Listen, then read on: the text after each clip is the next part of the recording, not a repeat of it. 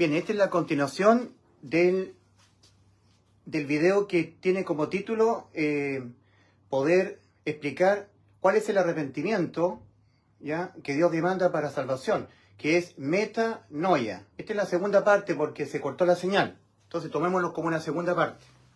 Arrepentimiento.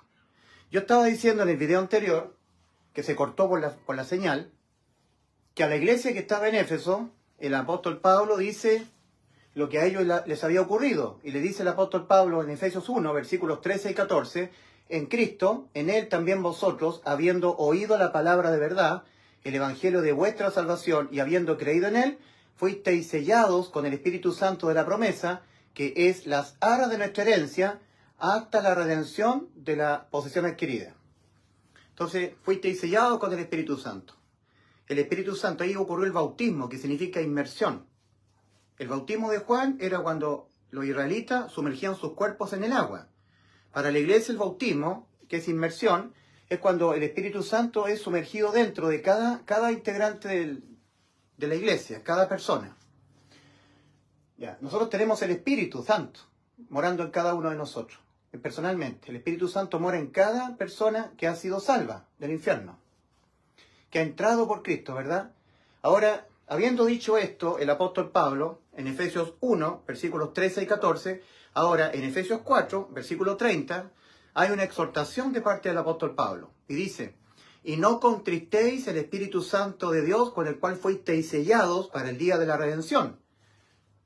Para el día de la redención. Entonces, ¿quiénes son los únicos que sí pueden contristar al Espíritu Santo?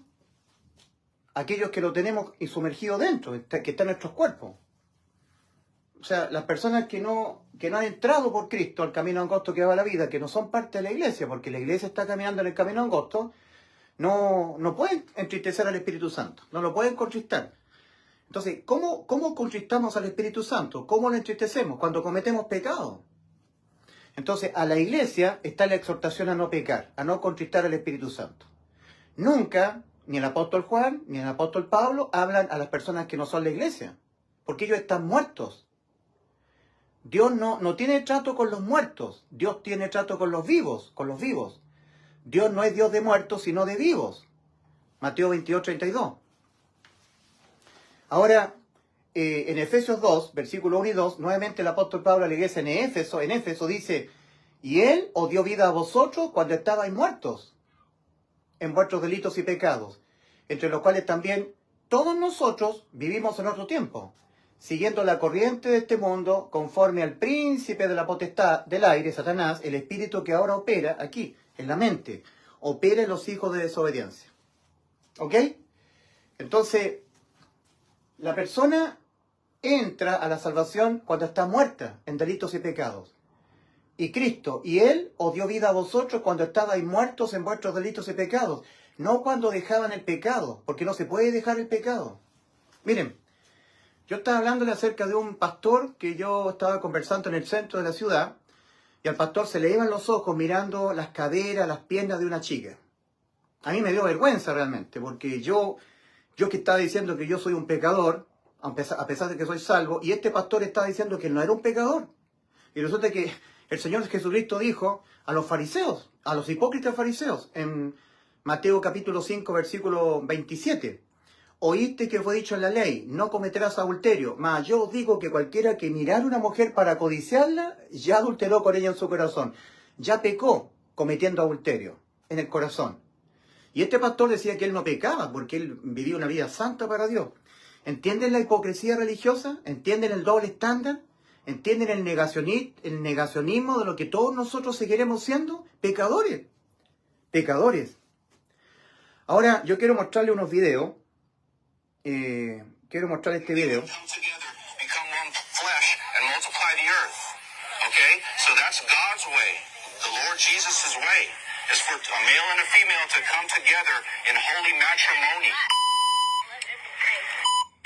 You got the Jezebel spirit on you, ma'am.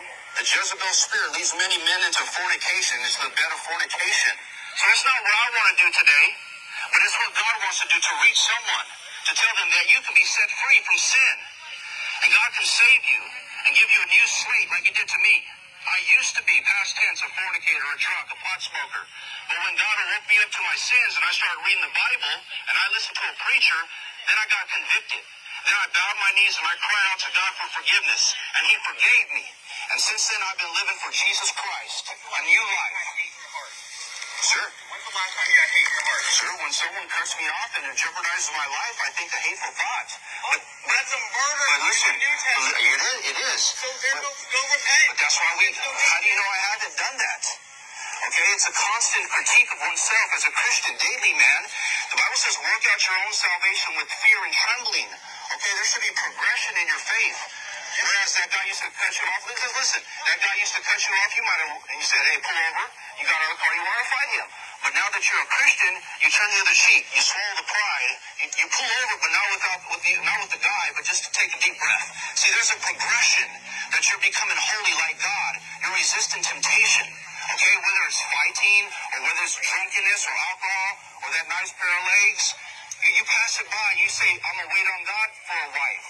I'm going to wait on God for a husband. I'm not going to practice sleeping around, friends with benefits. I know that God wants to give me a man or a woman to marry, so I can do it God's way. The Bible says whoever fornicates, sins against his own body. But all other sins are out. Ya, él está hablando a un grupo de jóvenes universitarios con un letrero que decía Hell, infierno, infern, ¿ya? Y él estaba diciendo, yo antes era un pecador, ahora ya no peco más. Ustedes tienen que dejar la fornicación, fornication, tienen que dejar de beber alcohol, tienen que dejar el pecado. Yo ahora soy transformado, porque él aplicaba 2 Corintios 5:17. De modo que si alguno está en Cristo, nueva criatura es, las cosas viejas pasaron y aquí son todas hechas de nuevo. Entonces él decía, yo soy un nuevo ser, creado en Cristo Jesús. Ustedes tienen que dejar el pecado, dejen el pecado, dejen el pecado. Ahora, dice que los tibios serán echados al vomitado, porque en Apocalipsis 3:16, entonces él cita, dice, Revelation, chapter 3, verse 16, ¿ya? Apocalipsis capítulo 3, versículo 16, dice, por cuanto eres tibio y no eres frío ni caliente, te vomitaré de mi boca. Tienen que dejar la tibieza espiritual ustedes, tienen que dejar la fornicación, dejar el pecado. Hay un infierno, yo soy un nuevo ser creado en Cristo Jesús, yo ahora soy salvado por Jesús, Cristo murió por mí, por los pecados míos, decía él. Pero le estaba diciendo a ellos, no el Evangelio. Evangelio es buena noticia de salvación para las almas pecadoras, viviendo en un cuerpo carnal, que van a pecar las almas hasta que el cuerpo muera. Esto que le estaba diciendo este hombre, dejen el pecado, dejen la fornicación, son pésimas noticias para un alma que sigue viviendo en un cuerpo que no puede evitar pecar. Son muy malas noticias. No les estaba hablando el Evangelio. Entonces ya tenemos el espíritu religioso. ¿Qué es lo que encomendó el Señor Jesucristo a los verdaderos salvados creyentes en Él? Le dijo, id por todo el mundo y predicad el Evangelio a toda criatura. Prediquen las maravillosas buenas noticias de salvación, que a ustedes que serán pecadores hasta que se mueran, Cristo en la cruz les ha pagado todos sus pecados, dejándolos exentos de toda condena, les ha dado la vida eterna. Prediquen estas buenas noticias de salvación. Y este religioso hipócrita, este evangélico hipócrita, le está hablando conducta moral, que cambien la conducta, que cambien la conducta. Y lo que Dios demanda es cambiar la mente para evaluarse ellos mismos que son tan pecadores como todos los demás. Fíjense ustedes que en el contexto de Lucas 13, del 1 al 5, sucedió que Pilato entró al altar de sacrificio en el templo y mató a unos galileos, los mató. Esos galileos estaban ofreciendo víctimas en propiciación por los pecados, que era lo correcto, estaban haciendo lo correcto esos galileos. Estaban ofreciendo corderitos. Pero vino Pilato, entró al lugar donde estaban ellos, los mató y les mezcló su sangre, los degolló, y su sangre se la mezcló con los corderitos, los cabritos, con los sacrificios que estaban haciendo ellos. Entonces, ante la vista y paciencia de todo el resto de los galileos, ellos tendrían que haber pensado, lógicamente, que aquellos galileos, porque les acontecieron tales cosas, eran más pecadores que todo el resto de los galileos. Porque para que les haya acontecido eso, tendrían que haber sido muy pecadores. Pensamiento lógico. Vinieron unas personas a contarle al Señor lo que Pilato había hecho con esos galileos. Esto está en Lucas 13, del 1 al 5. Entonces, miren cómo el Señor apunta el arrepentimiento aquí, a la mente. Miren cómo el Señor apunta, vincula el arrepentimiento con la mente. Pongan atención. Cristo le dice a estos galileos, a estos discípulos, ¿pensáis que aquellos galileos, porque les acontecieron tales cosas, eran más pecadores que todos los galileos? Os digo no, antes si no os arrepentís, cambio de mente, metanoia, metanoie, cambia tu mente, cambien su mente. Antes si no cambian su mente, si no os arrepentís, todos pereceréis igualmente. Tienen que urgentemente cambiar su mente para que ustedes puedan evaluarse tan pecadores o más pecadores que aquellos galileos a los cuales Pilato les mezcló su sangre y se lo mezcló con los sacrificios de ellos. ¿Se dan cuenta que el arrepentimiento está vinculado a la mente y no a los pecados? Quiero detenerme acá y acerca de este pastor, del cual yo le estaba hablando a este pastor, ¿verdad? Mire, pastor, 1 Juan 3:6 no peca, no continúa pecando. Pero el pastor estaba mirando a una chica súper voluptuosa, que era una muchacha muy voluptuosa, tenía grandes senos, buena cintura, buenas caderas. Y yo mientras le estaba hablando al pastor, el pastor se le salían los ojos, desnudaba con la vista a esa pobre chica. Y el pastor estaba diciendo que él no era pecador, que no pecaba.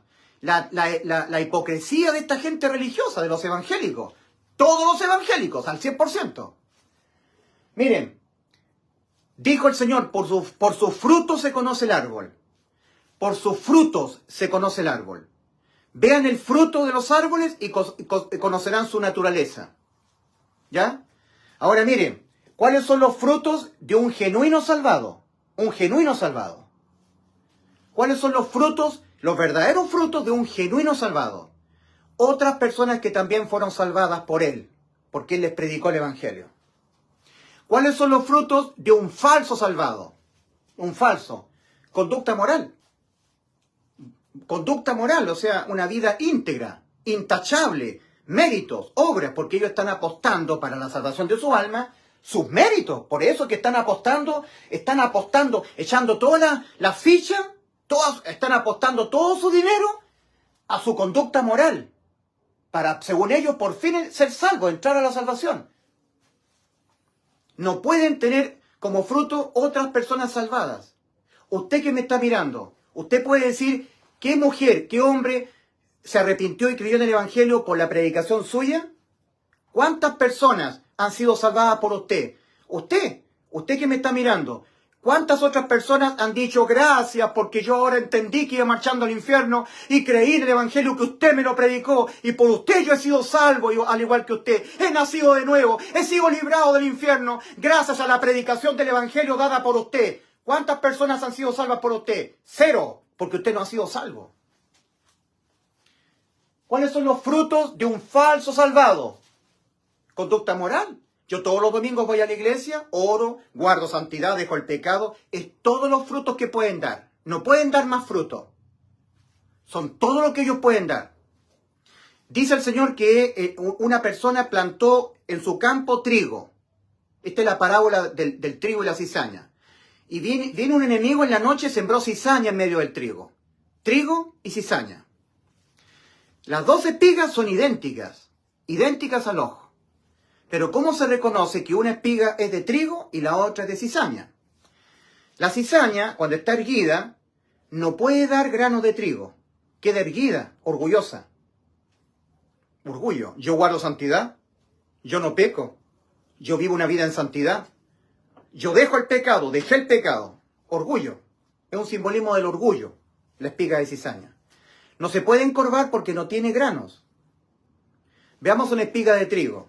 En su debido momento empiezan a salir granitos de trigo. Y se encorva. Eso significa humillación. Se encorva. Y esos granitos caen en tierra. Y luego brota otra espiga de trigo, igual que ella. Un día yo empecé a predicar el evangelio. ¿Por qué? Porque cuando Cristo entró en mí, Cristo hace lo mismo. Envía a predicar. Cuando Cristo estaba aquí en la tierra, envió a predicar el evangelio a sus discípulos y les dijo, id por todo el mundo y predicad el evangelio a toda criatura. Cristo en forma corpórea. Cuando Cristo entra en forma espiritual, dentro de cada genuino y legítimo salvado, hace lo mismo. Me envía a predicar. Esta es la razón por la cual yo siempre estoy saliendo al aire predicando el Evangelio, no porque yo quiera, sino porque el Espíritu de Cristo que está en mí me envía a predicar. Predica, Ulises, predica para que las almas sean salvadas del infierno. Dice en Romanos capítulo 10, versículo 15, dice, ¿y cómo, de qué manera la gente del mundo oirán el Evangelio si no hay quien se los predique? ¿Y cómo predicarán si no fueren enviados? ¿Cómo predicarán los verdaderos salvados si no fueren enviados? ¿Quién envía? Cristo envía. Y cuando Cristo está sumergido dentro de mí, me envía constantemente a predicar el Evangelio. Y eso como resultado significa que otras personas también son salvas. Yo soy trigo y vienen otros trigos. Yo soy espiga de trigo, otra espiga de trigo. ¿Cuáles son los verdaderos, genuinos frutos de un verdadero salvado? Otros salvados del infierno. ¿Cuáles son los frutos de un falso salvado? Conducta moral. Hay que dejar el pecado, yo vivo una vida en santidad, hay que guardar integridad, yo obedezco, yo no miento, no robo, no fornico. Lucen, eso es lo que lucen. Esos son los frutos que ellos hacen. Nada más, no pueden dar más.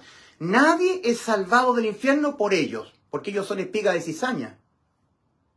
No son espigas de trigo. El trigo se duplica, el trigo se reproduce, la espiga no. Entonces, personas que están aquí, que son cristianas, nadie jamás ha sido salvado del infierno por ellos. Ellos son neutros. Salen en las redes sociales diciendo, ¿cómo están? Buenos días, Dios les bendiga, y nada más. Porque no tienen a Cristo morando adentro. Están marchando al infierno. Y muchas de estas personas del mundo cristiano evangélico se creen que son del Señor, que son salvas.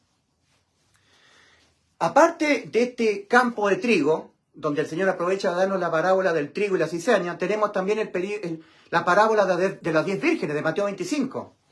Es un evento, la parábola de las 10 vírgenes, que está dando el testimonio cuando Cristo venga a arrebatar la iglesia. En Mateo 24 los judíos le están pidiendo señales al Señor respecto de su segunda venida a ellos. De su segunda venida de Cristo a Jerusalén, a ellos, a la tierra de Jerusalén.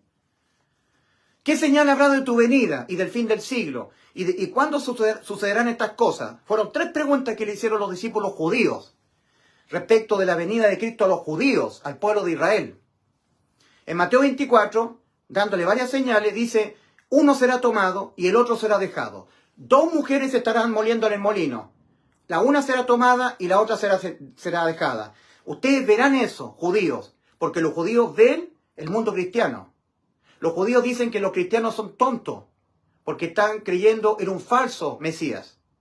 Pero los judíos miran el mundo cristiano. De hecho, ganan dinero haciendo turismo religioso. Entonces vienen todos estos cristianitos como Gary Lee, Armando Alducin, que hacen negocio con este tema de la religión, y van a Jerusalén, se zambullen en el Jordán, van a ver la tumba del Señor, el Mar Muerto, van al templo, a la explanada del templo, al Muro de los Lamentos, todo eso es turismo religioso. Y los judíos, los soldados judíos, miran a los cristianos.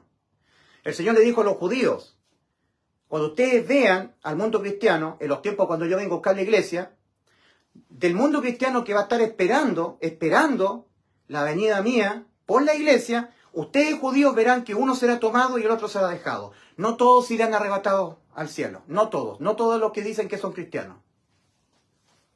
Y en Mateo 25... cuando dice, entonces el reino de los cielos será semejante a 10 vírgenes, ese entonces conecta Mateo 24 con Mateo 25. Es como decir, entonces, como les estaba diciendo, como ustedes me están viendo señales, también verán esta señal. Porque los judíos para poder creer necesitan ver señales para poder creer. Entonces el Señor le está dando señales a los judíos. Le está diciendo, entonces, judíos, el reino de los cielos será semejante a 10 vírgenes, que tomando sus lámparas salieron a recibir al novio, al esposo. 5 de ellas eran prudentes y 5 insensatas. Entonces tenemos espiga de trigo, espiga de cizaña. Vírgenes prudentes, vírgenes insensatas. Mateo 25 es el evento cuando Cristo viene en las nubes a llamar a su iglesia remanente en la tierra. Hoy en día hay un montón de cristianos que están esperando este evento. Saben que Cristo viene muy pronto a arrebatar la iglesia. Yo lo sé, viene muy pronto el Señor. Y yo anhelo que Cristo venga para que mi cuerpo sea transformado en un cuerpo incorruptible de gloria. Y poder ver a mi madre, a mi abuelita Teresa, verla y abrazarla. Porque mi abuelita Teresa me predicó el Evangelio. Porque en ella estaba el Espíritu Santo, el Espíritu de Cristo. Y Cristo le envió a predicar el Evangelio a sus nietos, a mí. Y cuando el Espíritu Santo entró en mí, hace lo mismo. Hace lo mismo.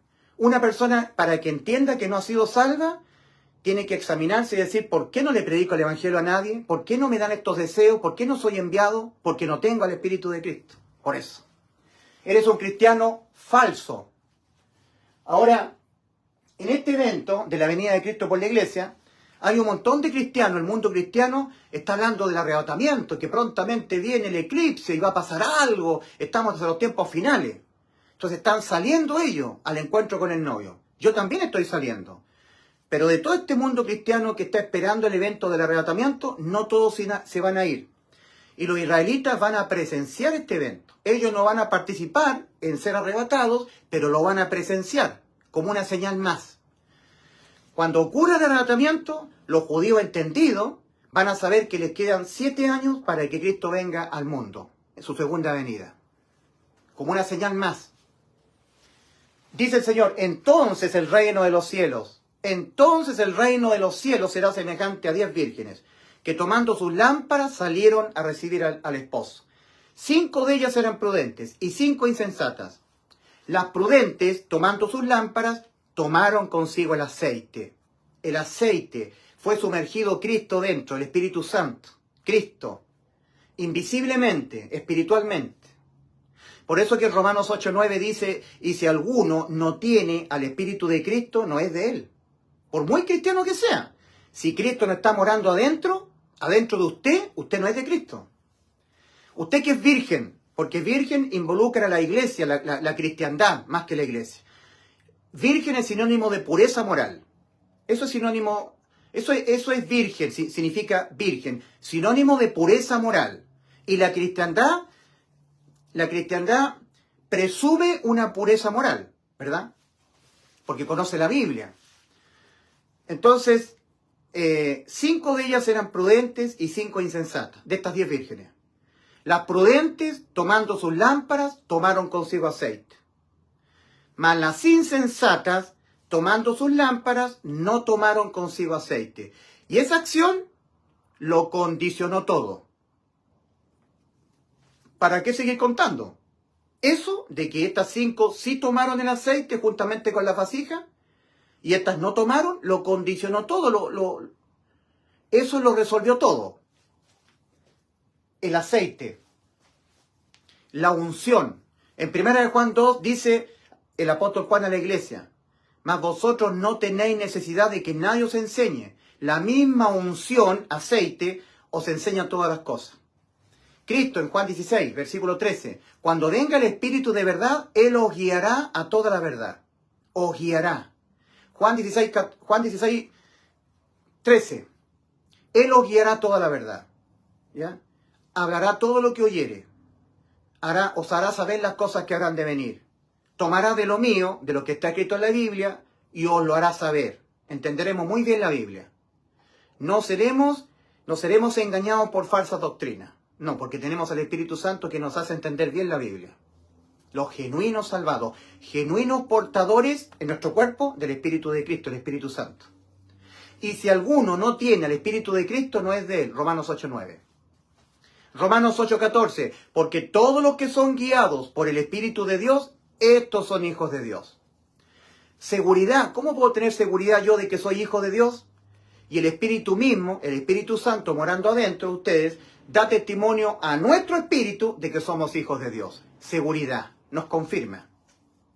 El Espíritu Santo da testimonio a nuestro espíritu de que somos hijos de Dios. Romanos 8:16. Y todos los que son guiados por el Espíritu de Dios, estos son hijos de Dios. Y las vírgenes prudentes fueron guiadas por acción del aceite. Al arder producía luz en medio de la oscuridad.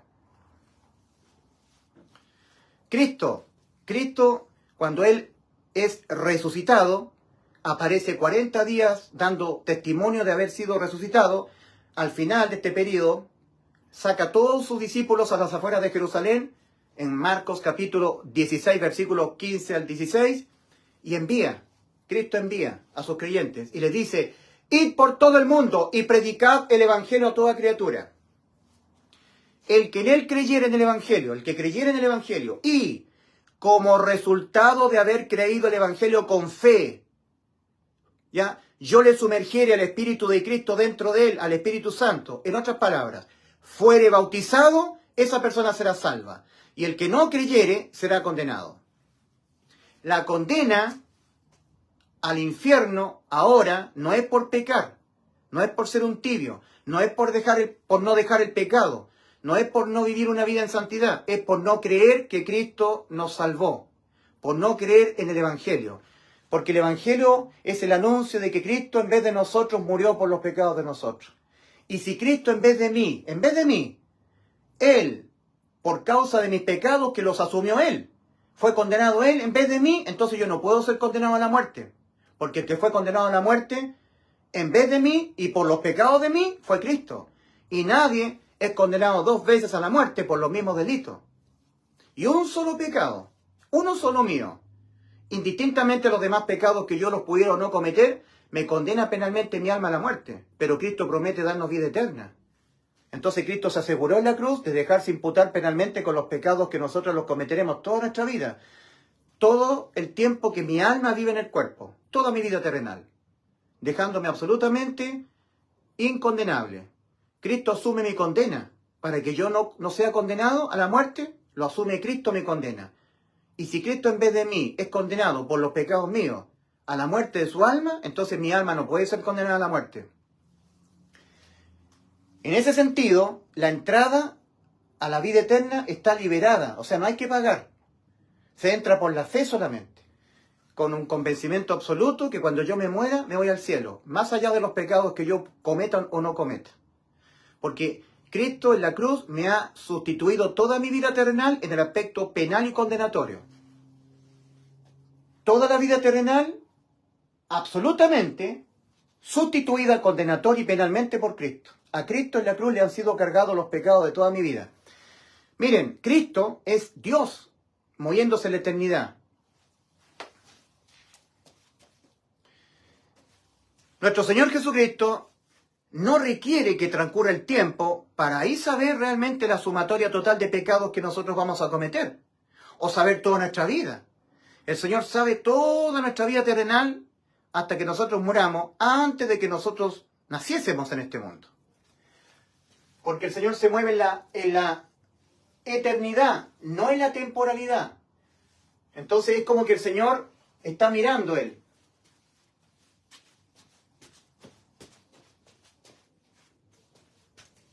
O sea, el Señor mira desde los cielos toda la vida humana, desde Adán hasta el último ser humano que pisara el globo terráqueo. Está mirando el Señor, desde la eternidad. Mira desde Adán, cuando Adán comió del fruto y entró el pecado al mundo, hasta el último ser humano que pisará el globo terráqueo.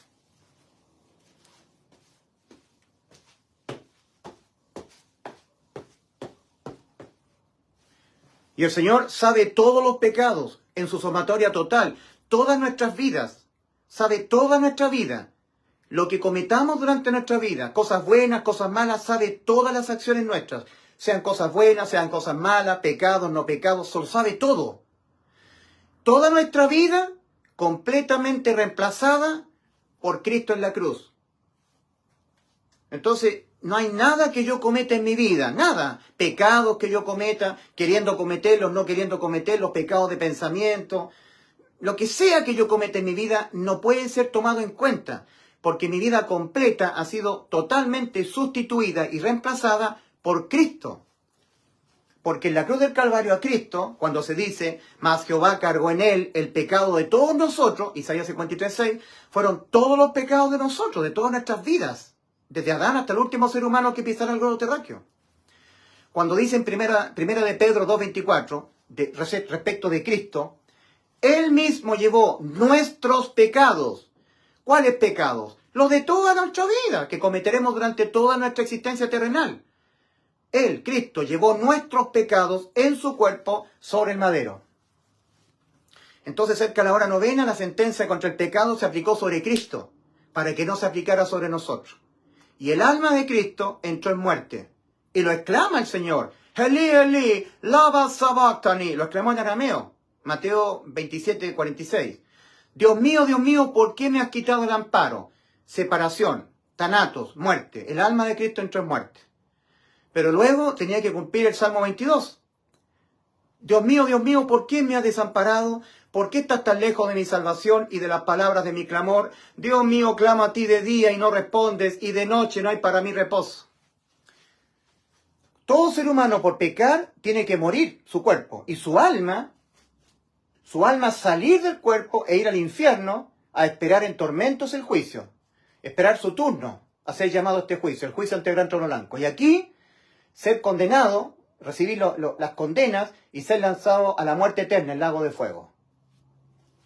Esa es la condena por pecar, la condena penal. Así se condena a la muerte un alma. Esa es la condena penal, pena de muerte para el alma. Muerte es separación, thanatos. Se le quita el amparo para siempre al alma, existiendo eternamente el alma en estado de desamparo, de día y de noche. Desamparo de día y de noche.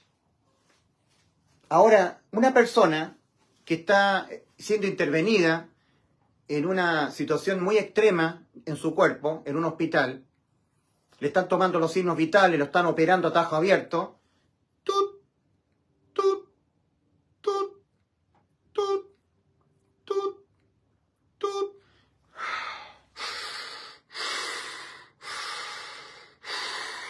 Tut, tut, tut. Y los médicos están operando, pero el cuerpo del paciente sufre un colapso, una descompensación, y ocurre un paro cardiorrespiratorio. ¿Saben lo que ocurre ahí? Algunas veces que el alma de la persona sale del cuerpo, pero sale dentro del ámbito del pabellón quirúrgico nada más. Se desdobla. Entonces hay muchos libros que cuentan esta experiencia. En ese momento, el corazón deja de latir. Tut, tut, tut, tut. Entonces el corazón sufre un paro cardiorrespiratorio. Y la persona tiene que ser objeto de una RCP, respiración cardiopulmonar. Entonces los médicos que están interviniendo se retiran, se toman distancia, ellos ven el cuerpo del paciente, inerte, ven su sangre, producto de la operación, pero nunca ven el alma. El alma no se ve. No es biológica el alma. El alma es la vida de nosotros, no el cuerpo. El alma estando en el cuerpo tiene vida. Pero cuando el alma sale del cuerpo, el cuerpo pierde la vida, porque el que le tiene la vida es el alma. Sobre toda cosa guardada, guarda tu corazón, tu alma, porque de él mana la vida. Proverbios 4:23. Y el alma sale del cuerpo, se desdobla. Y las personas que tienen esta experiencia relatan cómo ellos se veían sus cuerpos, que estaban en la camilla.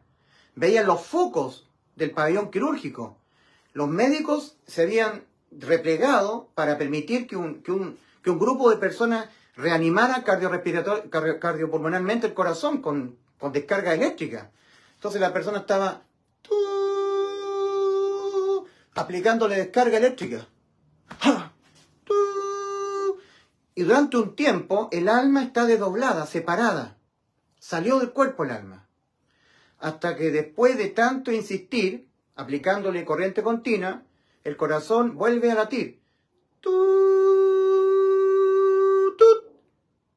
Volvió a la vida, lo recuperamos. Entonces los médicos ahora intervienen nuevamente, retoman la cirugía, hasta que logran terminar con la cirugía y derivan a la persona a una sala de recuperación. La persona cuando está en la sala de recuperación abre los ojos y le dice, ¿sabe qué, doctor? Yo salí del cuerpo y lo veía a usted, veía a la enfermera, veía a este grupo de personas aplicando descarga eléctrica en mi pecho para hacerme volver a latir mi corazón, lo vi todo. Y los médicos dicen, relátenos eso, cuéntelo en un libro, como testimonio. En el Salmo 22, porque Cristo murió en la cruz del Calvario conforme estrictamente lo que estaba escrito en el Salmo 22, a Isaías 53 y otras profecías más que también Cristo las cumplió en la cruz. En el Salmo 22 dice, mi corazón fue como cera, derritiéndose en medio de mis entrañas. Cuando Cristo experimentó el desamparo, cuando el Padre se separó de Cristo, Cristo entró en muerte de su alma, su vida, desamparada por la del Padre. Ahora el Señor tiene que cumplirse el Salmo 22. Mi corazón fue como cera derritiéndose en medio de mis entrañas. Y el Señor sufrió una descompensación. El cuerpo colapsó el Señor. Y él, para cumplir el Salmo 22, que dice, clamo a ti de día y no respondes, y de noche no hay para mí reposo, recordemos que la salvación del alma es por la fe. Y fe es convicción, convicción en el corazón de lo que no se ve con los ojos. Entonces una persona podría ver el cuerpo de Cristo, podría ver su preciosa sangre vertida en el madero de la cruz, pero nunca vería el alma. Nunca vería el alma salida del cuerpo. Pero es lo que está escrito en el Salmo 22. Y Cristo murió por los pecados de nosotros conforme a las Escrituras. 1 Corintios 15, versículos 3 y 4. Ahora en 2 Corintios 4, 13 dice, pero teniendo el mismo espíritu de fe, conforme a lo que está escrito, creí. No conforme a lo que ven mis ojos, porque eso no es fe. Fe es creer en lo que está escrito, no creer en lo que ven los ojos. La sangre se ve, el cuerpo se ve, el cuerpo de Cristo, pero lo que no se ve es el alma. Y es el alma nuestra, al igual que el alma de Cristo, la que tiene existencia eterna. Dios todo lo ha hecho hermoso en su tiempo y ha puesto eternidad en el corazón de los hombres, el alma. Eclesiastés 3:11. Ahora, miren lo que dice 2 Corintios 4:18. No mirando nosotros las cosas que se ven, sino las cosas que no se ven, pues las cosas que se ven son temporales, pero las que no se ven son eternas. 2 Corintios 4:18. Entonces, el alma no se ve. Se ve el cuerpo, se ve la sangre, pero no el alma. Y 2 Corintios 4:13 dice, pero teniendo el mismo espíritu de fe conforme a lo que está escrito, no conforme a lo que ven los ojos. Es por eso que la salvación que consumó Cristo para todas las almas ocurre en muy pocas personas, porque aquí, en este cuadro, se entra solamente por la fe, en lo que ya Cristo consumó. ¿Qué es lo que consumó Cristo? Cristo consumó la inmortalidad para nuestras almas, que nuestras almas no puedan morir. La vida eterna, la consumó, lo que nos prometió.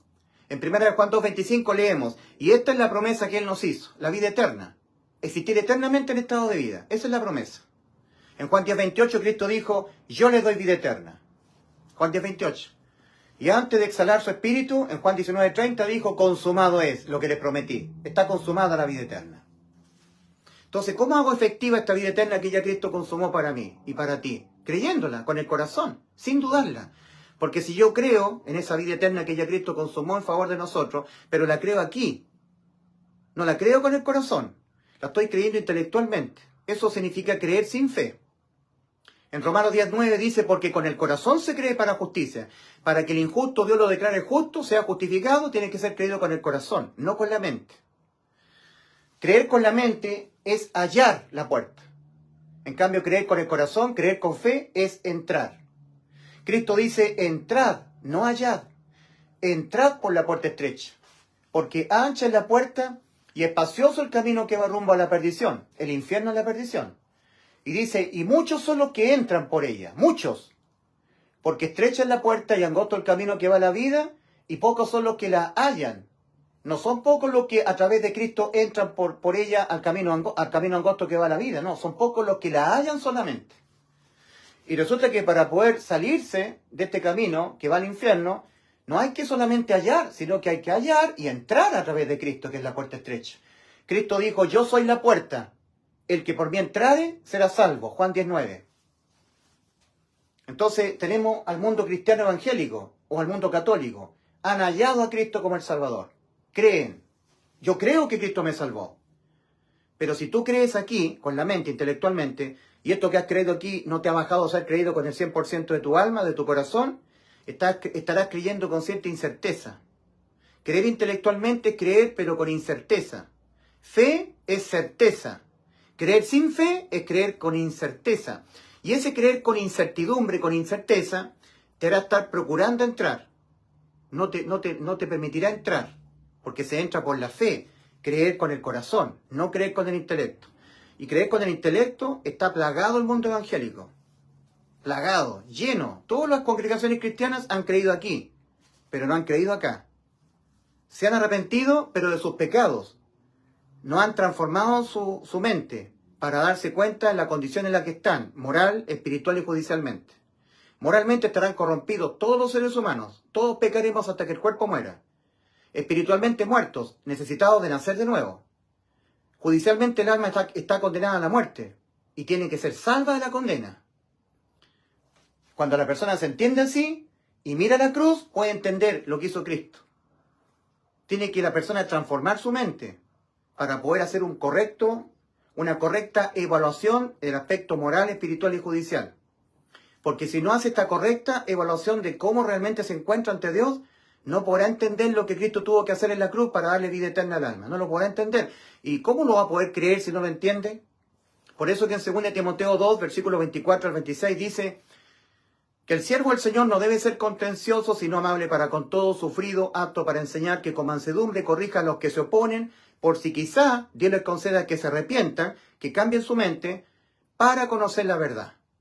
Si no cambian su mente, para poder evaluarse como están, no podrán entender lo que Cristo hizo en la cruz. No podrán conocer la verdad del Evangelio, las buenas noticias de salvación. Arrepentidos, metanoia, cambio de mente, para que te puedas evaluar cómo estás y creer en la salvación de Cristo, creer en el Evangelio. Marcos 1:15. Ahora yo he dicho que Cristo, cuando murió por nuestros pecados en la cruz, nos dejó liberada la entrada para entrar a la vida eterna. Solamente se entra por la fe. Solamente por la fe. Voy a prender la luz.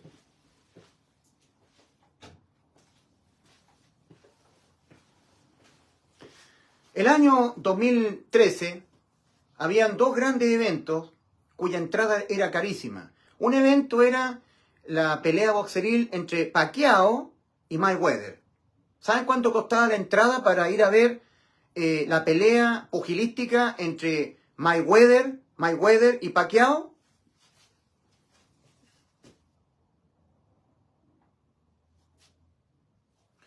$146.000 la entrada. Son como 142 millones de pesos chilenos. ¡Carísima! O sea, jamás me hubiese alcanzado a mí poder comprar ir a ver la pelea, poder entrar, porque era muy carísima la entrada.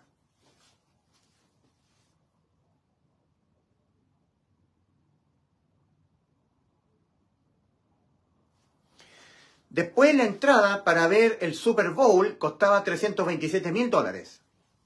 La entrada para ver el Super Bowl, el año 2013.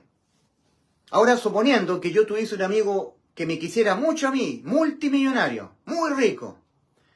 Yo quisiera ver el Super Bowl, pero no me alcanza el dinero, es imposible. Y este amigo dice, Ulises, yo te voy a pagar la entrada para que tú entres a ver el Super Bowl. Vayas al estadio de las Águilas y puedas sentarte y ver el partido del Super Bowl, el final del fútbol americano. Entonces viene mi amigo, saca una gran cantidad de dinero, $327.000, paga y le dan el ticket, que es el derecho a entrada. Entonces el amigo me lo pasa a mí el ticket. Yo tengo el ticket. Entonces yo me acerco a la portería y ahí está el portero y yo digo, aquí está el ticket. Y el portero me dice, adelante. Entonces yo entro al estadio y el ticket me da la indicación cuál es la butaca, el asiento. Entonces yo me siento en mi asiento. Y otras personas empiezan a sentarse alrededor mío. Esas personas son muy adineradas, porque ellos pagaron la entrada, ellos la pagaron con su propio dinero. En cambio a mí me la pagó mi amigo muy rico.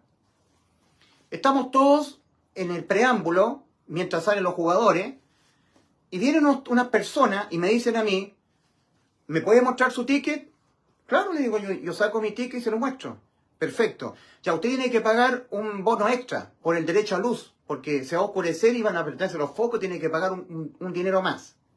Además, tiene que pagar un bono extra por la posición en la que está, porque su posición es privilegiada. Entonces, esta gente que está al lado mío empieza a escuchar a esta gente que me está pidiendo algo más, que yo pague algo más. Entonces, la gente que está al lado mío me dice, don Ulises, la entrada cubre todo lo que ocurre en el evento. Está cubierto todo. No hay que pagar nada más. Llame a la policía. ¿Tiene un teléfono celular? Llame a la policía porque estos son estafadores. Le quieren pedir algo más. Para que usted pague algo más. Su amigo le pagó la entrada. Está liberada la entrada. Usted tiene derecho a todos los eventos. Está cubierto todo lo que ocurre en el estadio. La entrada cubre todo el evento.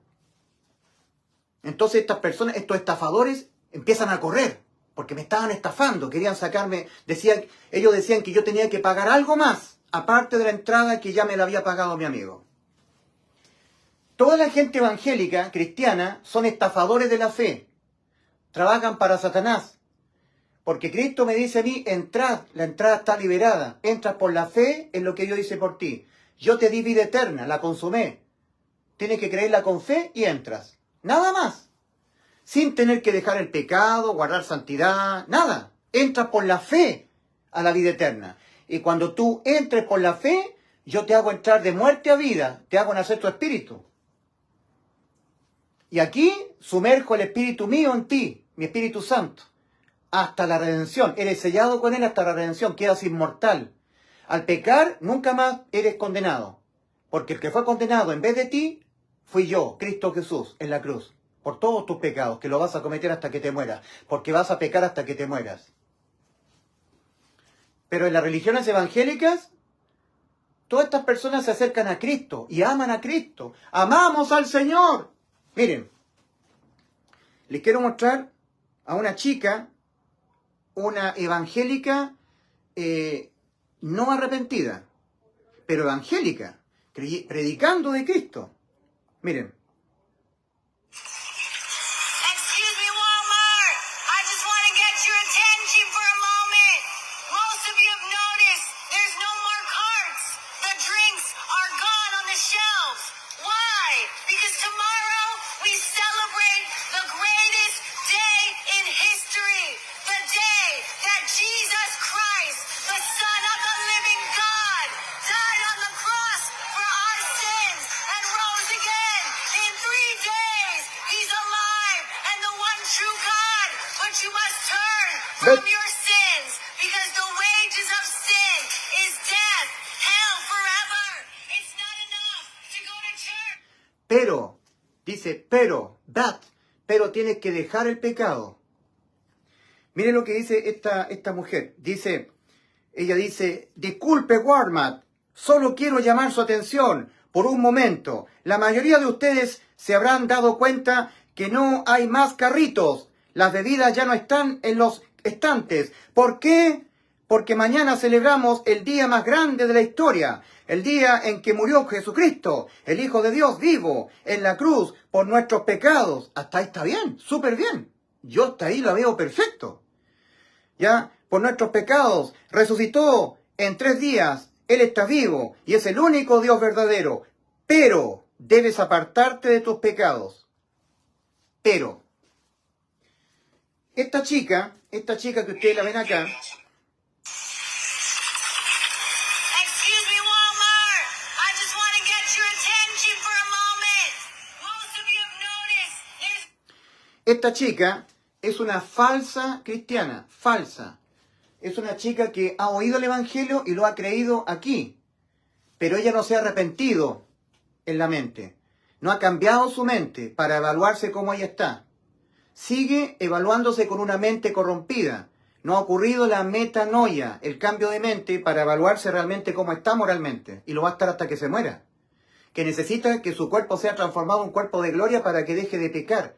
Porque todo el tiempo que su alma vive en su cuerpo va a pecar. Porque en el cuerpo hay una incorrupción moral, una ley del pecado que está en nuestros miembros. Para poder evaluarse correctamente tiene que haber arrepentimiento, metanoia, cambio de mente, una transformación mental. Eso es lo que está pidiendo el Señor. Arrepentíos y creer en el Evangelio. Entonces esta chica es muy cristiana, es muy cristiana.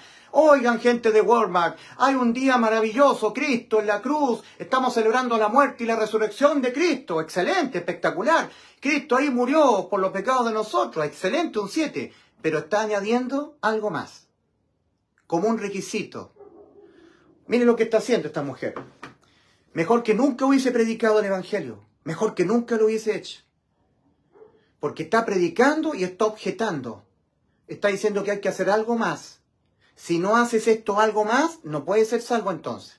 Cristo murió por los pecados, nos salvó, pero tienes que dejar el pecado. ¿Y qué pasa si yo no dejo el pecado? Entonces no. ¿Qué pasa si yo no dejo el pecado? Entonces no. Miren, el Señor Jesucristo habló de los fariseos de aquel tiempo. ¿ya? Dice, vosotros fariseos hipócritas, cerráis la puerta, la cerráis, para que la gente pueda entrar, porque vosotros no entráis ni dejáis entrar a los que quieren entrar. Cerráis la puerta, porque son personas que se vinculan al Señor, se vinculan a Dios. En el tiempo de cuando Cristo vino al mundo, ellos se vinculaban a Jehová Dios, Jehová, a Dios, y no reconocían que Cristo era Dios. Lo rechazaban como el Mesías. Pero ellos decían que amaban a Dios, y terminaron rechazando a Cristo. Entonces ellos los fariseos decían que había que guardar la ley, obedecer la ley, no pecar, dejar de infringir la ley divina. ¿A qué vino Cristo? A salvarnos de la muerte contra nuestras almas. Pero también Cristo vino a cumplir la ley, a completar la ley. Yo lo he explicado muchas veces esto. En Mateo capítulo 5, versículos 17 al 18, Cristo dice, no penséis que he venido a destruir la ley. Texto original, en griego. No penséis que he venido a destruir la ley, o los profetas. No he venido a destruir, sino a completar. Porque de cierto digo que hasta que no pasen el cielo y la tierra, ni una tilde pasará de la ley. ¿Y cómo se está verificando que Cristo vino a completar la ley? Cuando Cristo dice en Mateo 5:21, oíste que fue dicho a los antepasados, a los antiguos, no matarás, mas yo digo que cualquiera que se enoje contra el prójimo quedará expuesto al juicio, a este juicio de condenación. Oíste que fue dicho en la ley, no cometerás adulterio, mas yo digo que cualquiera que mirare a una mujer para codiciarla, ya adulteró con ella en su corazón. Oíste que fue dicho en la ley, amarás a tu prójimo y aborrecerás a tu enemigo. Mas yo digo, amad a vuestros enemigos, bendecid a los que os maldicen. ¿Qué es lo que está haciendo el Señor? Está completando la ley. La está poniendo mucho más inalcanzable de poderla cumplir. Eso está haciendo. Oísteis que fue dicho a cualquiera que te obligue a llevar una carga por 1 milla, ve con él 2 millas. Oíste que fue dicho en la ley, bienaventurado el de limpio corazón, porque ellos verán a Dios. ¿Usted tiene limpio corazón? Con una mente transformada, convertida en lo que Dios ha dicho de nuestro corazón, en Jeremías 17, versículos 9 y 10, ahí dice Dios, porque engañoso y perverso más que todas las cosas es el corazón. ¿Quién lo conocerá? Yo, Jehová Dios. Bueno, ¿y por qué Dios está diciendo al Señor Jesús, bienaventurados los de limpio corazón? Para que nosotros reflexionemos. ¿Tenemos realmente limpio corazón? Bienaventurados los de limpio corazón, porque ellos verán a Dios. ¿Qué es lo que hacen los religiosos? Sí podemos tener limpio corazón. Hay que tener limpio corazón para ver a Dios. Hay que no matar. Sí, pero aparte tienes que no enojarte con el prójimo, porque eso también es pecar. En un principio pecar, infringir la ley, era matar. Pero ahora no solamente es matar, sino que enojarse. Oíste que fue dicho a los antiguos, no matarás, mas yo digo que cualquiera que se enoje contra su prójimo quedará puesto al juicio. ¿Puedes tú nunca enojarte? ¿Puedes tú? ¿Te alcanza la moral? Oíste que fue dicho, no cometerás adulterio, mas yo digo que cualquiera que mirare a una mujer para codiciarla, ya cometió adulterio, ya pecó. Entonces Cristo vino a completar la ley, no a destruirla, a completarla.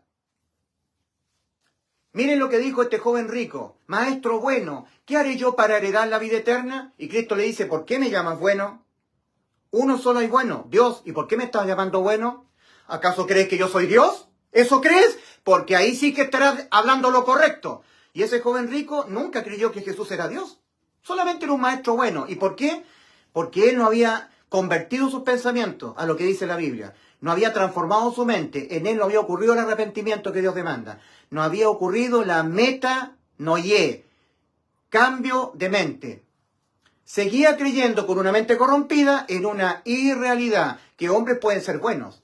¿Y qué es lo que dice? ¿Qué es lo que está escrito? No hay justo, ni aun uno. No hay quien entienda, no hay quien busque a Dios. Todos se desviaron, a una se hicieron inútiles. No hay quien haga lo bueno, no hay ni siquiera uno. No hay ni uno solo bueno. ¿Y por qué este joven rico decía maestro bueno? Diciéndole a Cristo como un maestro, porque nunca el joven rico entendió que Jesucristo era Dios. No, era un maestro bueno. En la cosmología, en la cosmovisión que tenía este hombre rico, este joven rico, él pensaba que habían otros hombres buenos. En circunstancias que la Biblia dice, como está escrito, no hay bueno ni siquiera uno. Entonces él no había hecho el cambio en su mente para poder evaluar realmente la condición en la que estamos los seres humanos, que no hay ni siquiera uno bueno. Entonces Cristo ordena que uno cambie su mente, la transforme. Arrepentimiento, arrepentimiento. Metanoia, metamorfosis, metanoia, metanoia, meta, cambio. Noia, mente, cambia tu mente. Porque si no cambias tu mente, vas a tener un juicio equivocado de ti y de los demás. El correcto juicio ocurre cuando yo cambio mi mente. Cuando yo saco esta mente corrompida y me compro una nueva mente y me la pongo en mi cerebro. Mi mente está perfecta, funciona bien. Y ahora me veo moralmente corrompido. No soy bueno. Y los demás tampoco son buenos. Ahora en Marcos capítulo 10, versículos 17 al 18, este joven rico le dijo, maestro bueno, ¿qué haré yo para heredar la vida eterna? Y Cristo le dice, ¿por qué me llamas bueno? ¿Por qué me estás llamando bueno? ¿Acaso crees que yo soy Dios? ¿Por eso me estás llamando bueno? Y el joven rico se cayó. Cristo le dice, uno es bueno solamente, uno solo es bueno, Dios, no los hombres. Entonces el Señor viene y le pone le empieza a decir, los mandamientos sabes, cumple los mandamientos. Los mandamientos sabes, ¿los has guardado? Y el joven rico dijo, todos estos mandamientos los he guardado desde mi juventud. Con una mente corrompida, claro. Con una mente no cambiada, él puede pensar que él cumple todos los mandamientos. No ha ocurrido metanoia, metamorfosis, cambio de la mente. No había ocurrido. Seguía con una mente corrompida, haciéndose una evaluación torcida, una evaluación, mala evaluación, una evaluación deficiente. Todos los mandamientos los he guardado de mi juventud. ¿Qué más me falta, maestro bueno? Entonces viene Cristo, fiel a lo que Él vino a hacer, completar la ley, dejarla más inalcanzable, le dice, mira, vende todo lo que tienes, véndelo, y dáselo a los pobres, y sígueme. Y lo queda mirando el Señor. ¿Lo puedes hacer? ¿Te alcanza tu corazón para amar a tu prójimo como a ti mismo? ¿Puedes cumplir el segundo mandamiento? No lo pudo cumplir, no pudo obedecer. Y él estaba diciendo que todos los mandamientos los había guardado de la juventud. Y uno de los mandamientos era amar al prójimo como a sí mismo. ¿Para qué Dios entregó la ley? Para que el hombre entienda que no la puede cumplir. Y al no cumplirla, al infringirla, peca. Y al pecar queda condenada su alma a la muerte eterna. El alma que infringiere la ley divina, el alma que pecare, esa morirá. Cristo vino a completar la ley, dejarla aún más inalcanzable para que el hombre la pudiera cumplir. Vino a subir el altísimo nivel de exigencia moral que ya era inalcanzable de poderla cumplir, la vino a dejar más inalcanzable. ¿Y por qué? ¿Para qué Dios dio la ley a Adán con un mandamiento sabiendo que no la podía cumplir? ¿Para qué Dios dio su ley divina al pueblo de Israel, los 10 mandamientos en las tablas de piedra, sabiendo anticipadamente el Señor, antes que eso ocurriera, que no lo iban a poder cumplir? ¿Para qué? Para que el hombre entienda que el pecado muere en el ser humano, para el conocimiento del pecado. Entonces tenemos Romanos 3:20, Gálatas 3:24 y Hechos 4:12. Romanos 3:20, ya que por las obras de la ley ningún ser humano será justificado delante de él, porque por medio de la ley es el conocimiento del pecado. Porque por medio de la ley es el conocimiento del pecado. A través de la ley me doy cuenta que el pecado vive en mí.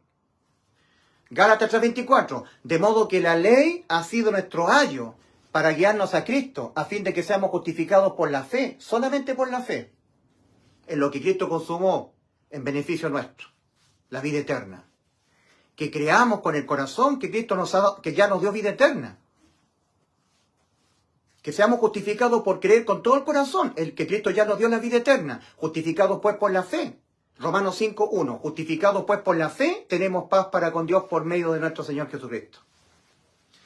De modo que la ley ha sido nuestro ayo para guiarnos a Cristo, a fin de que seamos justificados por la fe.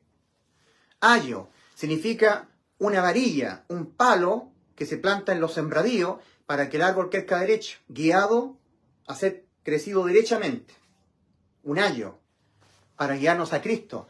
La ley nos guía a Cristo. ¿Por qué? Porque cuando yo sinceramente me examino mi vida en la ley, entiendo que infringí la ley. Y al infringir la ley, peco. Y el pecado se condena penalmente con la muerte del alma. Y necesito un Salvador. La ley me hace entender que yo necesito un Salvador porque pequé, infringí la ley. Y el que infringe la ley, peca. Y el pecado penalmente se condena con la muerte del alma. El alma que pecare, esa morirá. La ley me ayuda a entenderme necesitado de ser salvo. La religión dice que tú eres salvado cumpliendo la ley. No eres condenado no infringiéndola. O sea, tú la salvación la pierdes si infringes la ley, si pecas. No, la ley tiene un propósito, el conocimiento del pecado que está en nosotros y guiarnos, ya estando condenados, a un Salvador que es Cristo. Porque en Hechos 4:12 dice, de Cristo, y en ningún otro hay salvación, porque no hay otro nombre debajo del cielo dado a los hombres en quien podamos ser salvos. El Salmo 22, Cristo lo consumó, lo cumplió cerca de la hora novena.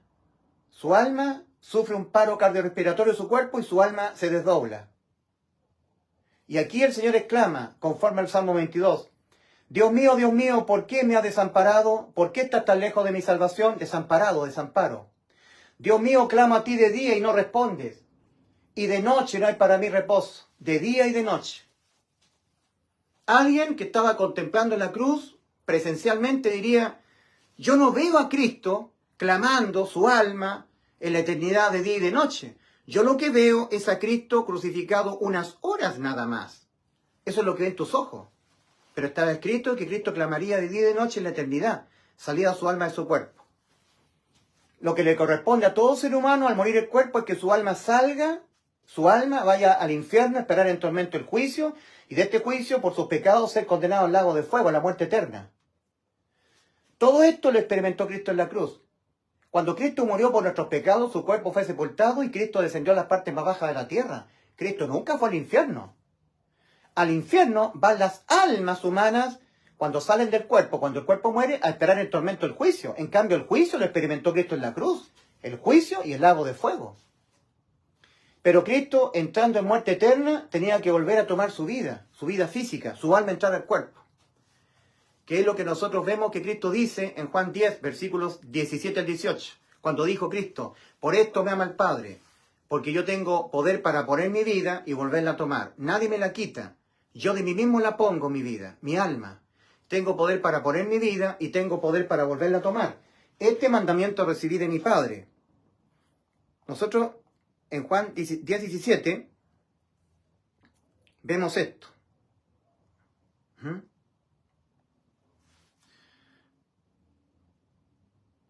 Dice, no temáis a los que matan el cuerpo, mas el alma no pueden matar. ¿Ya? Temed más bien a aquel que puede destruir el cuerpo, quitar la vida y echar el alma en el infierno. De cierto os digo, a este temed. ¿Notan cómo está escrito alma? ¿Notan cómo está escrito alma en el idioma griego antiguo? Omega, ¿verdad? Una letra omega. Luego tenemos U, X, N, V. N con cursiva, con acento. Eso es alma. Ya. Ahora, miren cómo dijo el Señor. Por esto me ama el Padre, porque yo tengo poder de poner mi alma y volverla a tomar. Nadie me la quita. Yo de mí mismo la pongo. Tengo poder para ponerla y tengo poder para volverla a tomar. El alma. Pongo la alma de mí. El Señor tenía que cumplir este principio de sustitución de Éxodo capítulo 21, versículos 23 al 25. Mas si hubiere muerte, pagarás alma por alma, vida por vida. El alma que pecare, esa morirá. El alma de Cristo entró en muerte, para que nuestras almas no entraran en muerte. Nuestros pecados de nuestras almas fueron sobre Cristo, y los pecados se pagan con la muerte del alma. El alma, no el cuerpo, el alma de Cristo entró en muerte. Exactamente lo que tiene que ocurrir con una persona cuando fallece físicamente, su alma sale del cuerpo.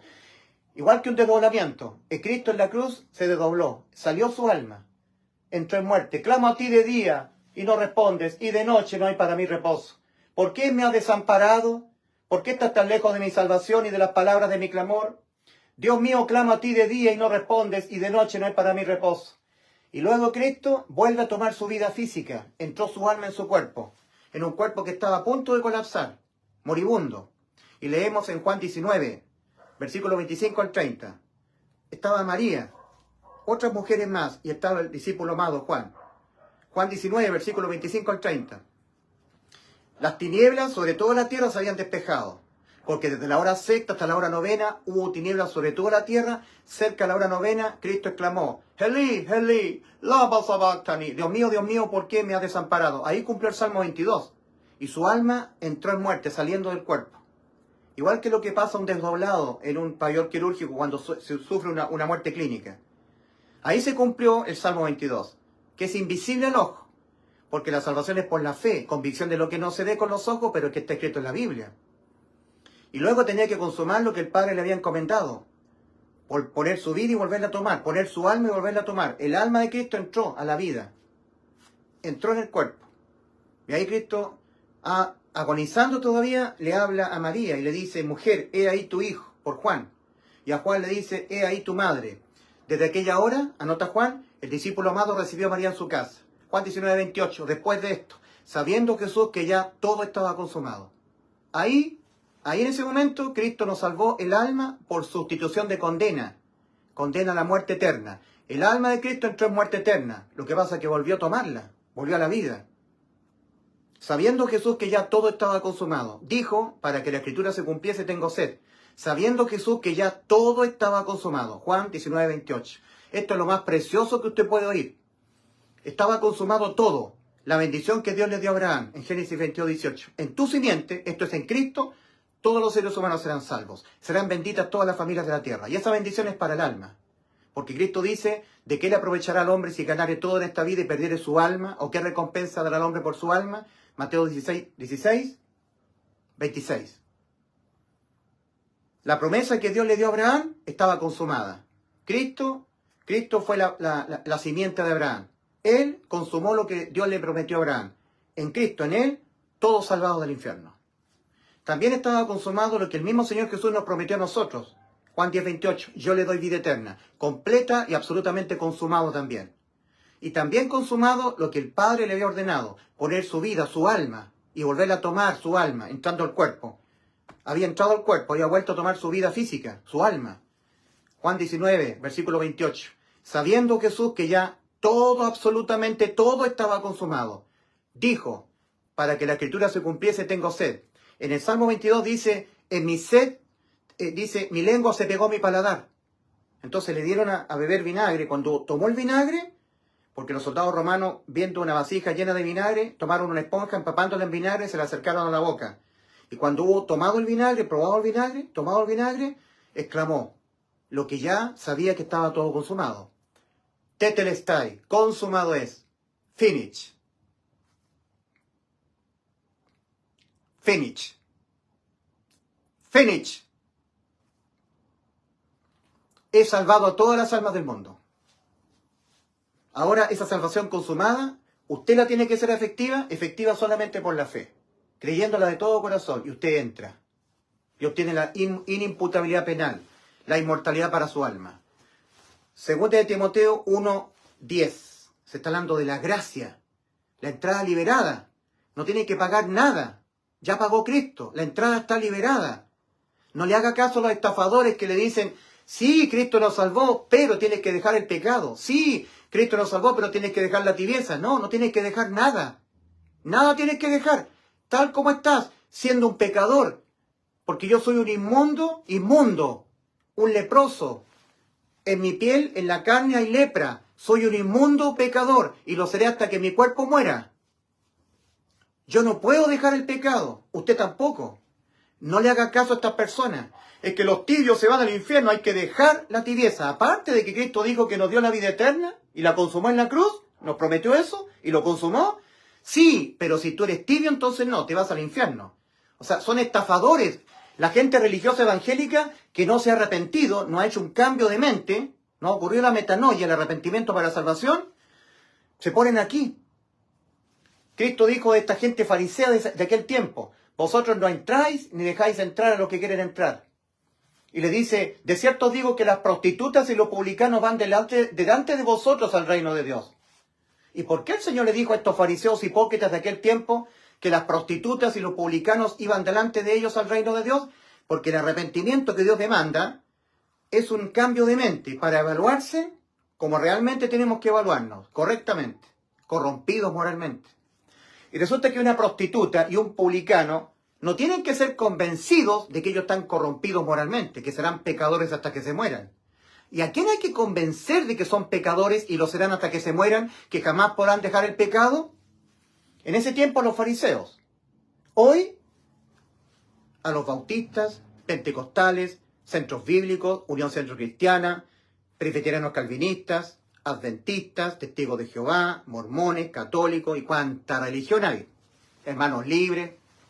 A ellos hay que convencerlos. A ellos hay que convencerlos de que serán unos inmundos y perversos pecadores. De cierto os digo, fariseos hipócritas, que las prostitutas y los publicanos van delante de vosotros al reino de Dios.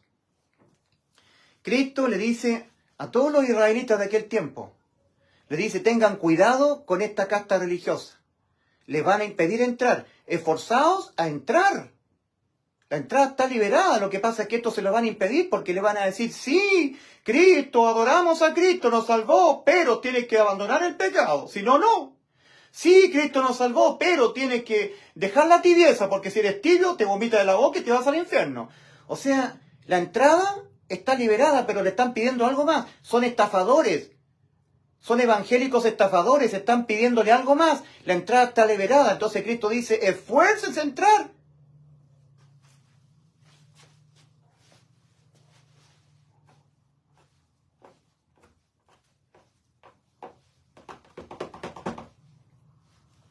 Déjame entrar, pentecostal hijo de tu padre el diablo. Déjame entrar, católico hipócrita. Déjame entrar, adventista hipócrita. Tú que dices que hay que guardar el sábado. Tú que dices que hay que obedecer lo que dice Elena de Huay. Déjame entrar, hazte un lado. Religioso hipócrita. Vos que te crees que eres santo, que dejaste el pecado. Me estás pidiendo a mí que yo, aparte de lo que hizo Cristo, tengo que dejar el pecado. Fariseo hipócrita, hijo de tu padre el diablo. Evangélico, hijo de tu padre el diablo. Evangélico degenerado inmoral. Evangélico, hijo de tu padre el diablo. Instrumento de Satanás. Pentecostal, hijo de tu padre el diablo. Adventista, hijo de tu padre el diablo. Presbiteriano calvinista, hijo de tu padre el diablo. Me estás pidiendo que haga algo más, que deje de hacer, si la entrada está liberada. El Señor está diciendo, péguele una patada en el traste. Péguele una patada a estos fariseos hipócritas que le impiden entrar, porque la entrada está liberada. Se entra por la fe solamente, no que tengas que dejar el pecado. Miren,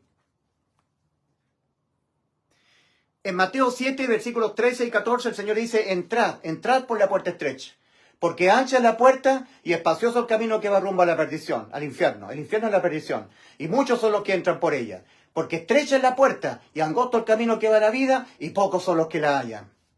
Eso es Mateo 7, versículos 13 y 14. Y en Mateo 7, versículos 21 al 23, el Señor dice, no todo aquel que me diga, Señor, Señor. ¿Vieron a esta mujer norteamericana en Walmart? El Señor nos salvó, pero deja el pecado. Deja el pecado. Además, tienes que dejar el pecado, si no, no. Le están agregando algo más. Miren, aquí están los vivos espirituales, los nacidos de nuevo. Y aquí están todos los muertos. Y Dios no es Dios de muertos, sino de vivos. Mateo 22, 32. Y en Efesios 2 dice el apóstol Pablo, y Él, Cristo, os dio vida a vosotros cuando estabais muertos en vuestros delitos y pecados. No cuando estabas dejando el pecado, viviendo una vida en santidad, no. Cuando estabais muertos en vuestros delitos y pecados, os dio vida, juntamente con Él.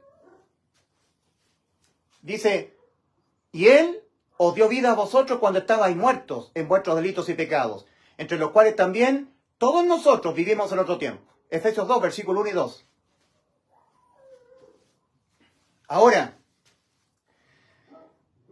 Ahora, miren ustedes en Mateo 7, versículos 21 al 23. De los religiosos evangélicos, todos los evangélicos, bautistas, pentecostales, adventistas, mormones, testigos de Jehová, presbiterianos calvinistas, todo tipo de evangélicos, de toda denominación. Cristo dice, no todo el que me diga Señor, Señor, entrará en el reino de los cielos, sino el que hace la voluntad de mi Padre que está en los cielos. Detengámonos ahí, porque los religiosos dicen que hacer la voluntad del Padre es dejar el pecado, dejar la tibieza, guardar santidad, dejar el perseverar. No, hacer la voluntad del Padre es lo que dice Cristo, no lo que dicen los pastores evangélicos, es lo que dice Cristo. En Juan capítulo 6, versículos 28 al 29, le preguntaron al Señor Jesucristo, ¿qué debemos hacer para poner en práctica las obras de Dios? Y Cristo dice, esta es la obra de Dios, que creáis, no que hagáis, dejar el pecado, no, que creáis en aquel, en Cristo, en aquel que Él, el Padre, ha enviado, que creáis en Cristo. Hacer la voluntad del Padre es creer en Cristo. Y Cristo dijo, yo les doy vida eterna, Juan 10, 28. Consumado es lo que les prometí, la vida eterna, Juan 19, 30. Creer en Cristo. Juan 6, 40. Cristo nuevamente. Y esta es la voluntad del que me envió. Y esta es la voluntad del que me envió, la voluntad del Padre.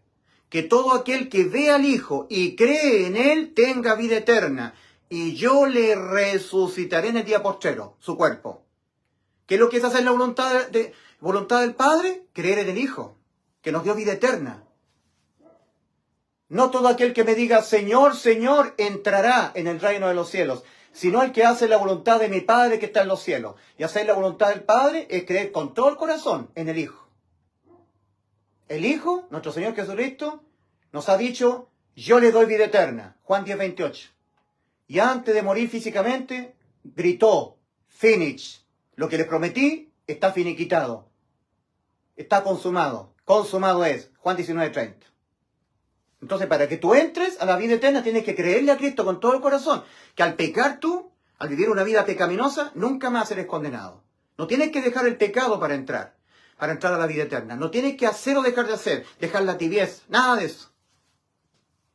Ahora dice el Señor, muchos me dirán en aquel día, Señor, Señor, ¿no profetizamos en tu nombre? Y en tu nombre echamos fuera demonios e hicimos muchos milagros. Y yo les declararé, apartados de mí, malditos al fuego eterno, obradores de iniquidad. ¿Y por qué obradores de iniquidad si estaban guardando santidad, dejando la tibieza? Porque le estaban impidiendo entrar a los que querían entrar. Obradores de iniquidad. Agregando algo más a lo que ya Cristo hizo. Para permitirnos la entrada gratuita al reino de los cielos. Entonces, una cosa es lo que hay que decirle a los vivos. Palabra de Dios para los vivos, los nacidos de nuevo, los que ya tenemos vida eterna. Palabra de Dios a los vivos.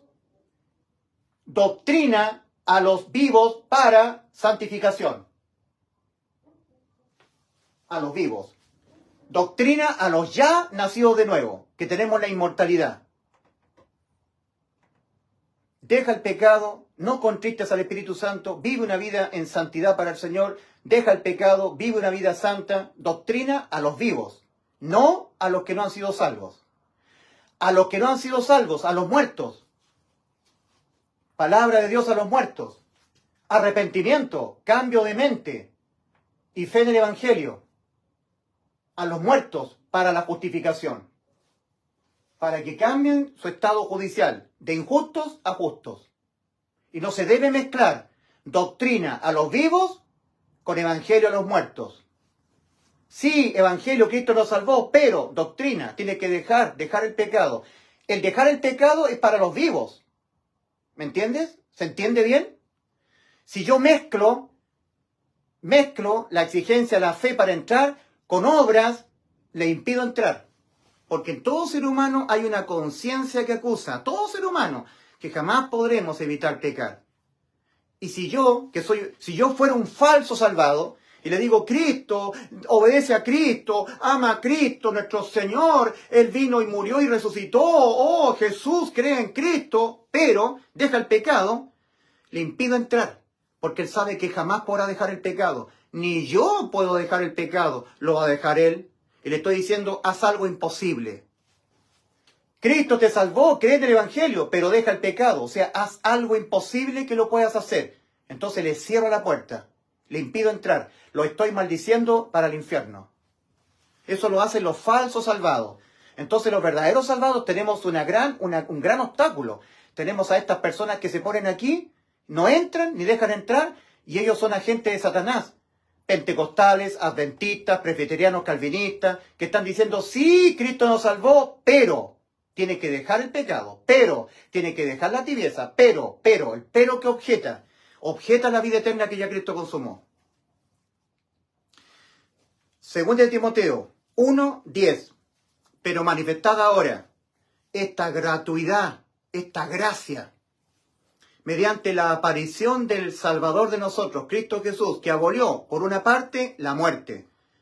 La muerte para el alma, abolida. El alma no puede ser muerta, quedó abolida la muerte para el alma. No para el cuerpo, no para el espíritu, para el alma.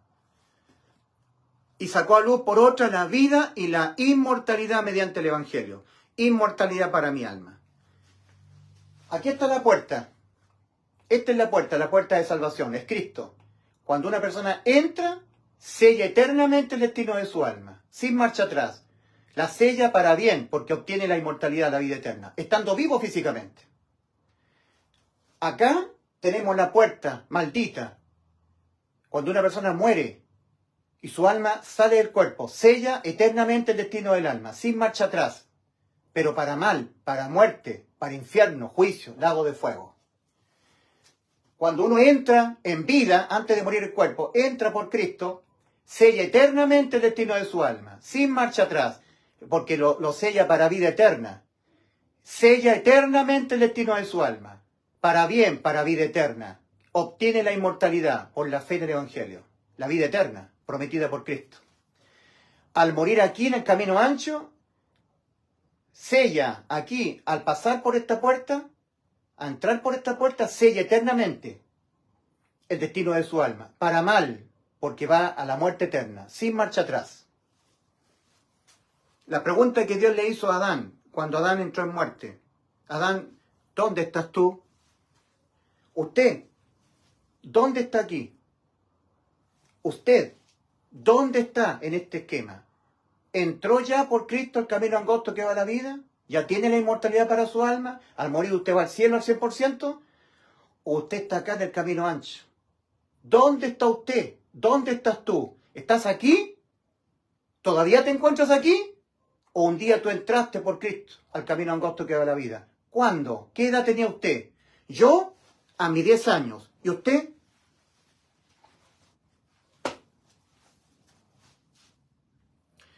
Arrepentíos, no de los pecados.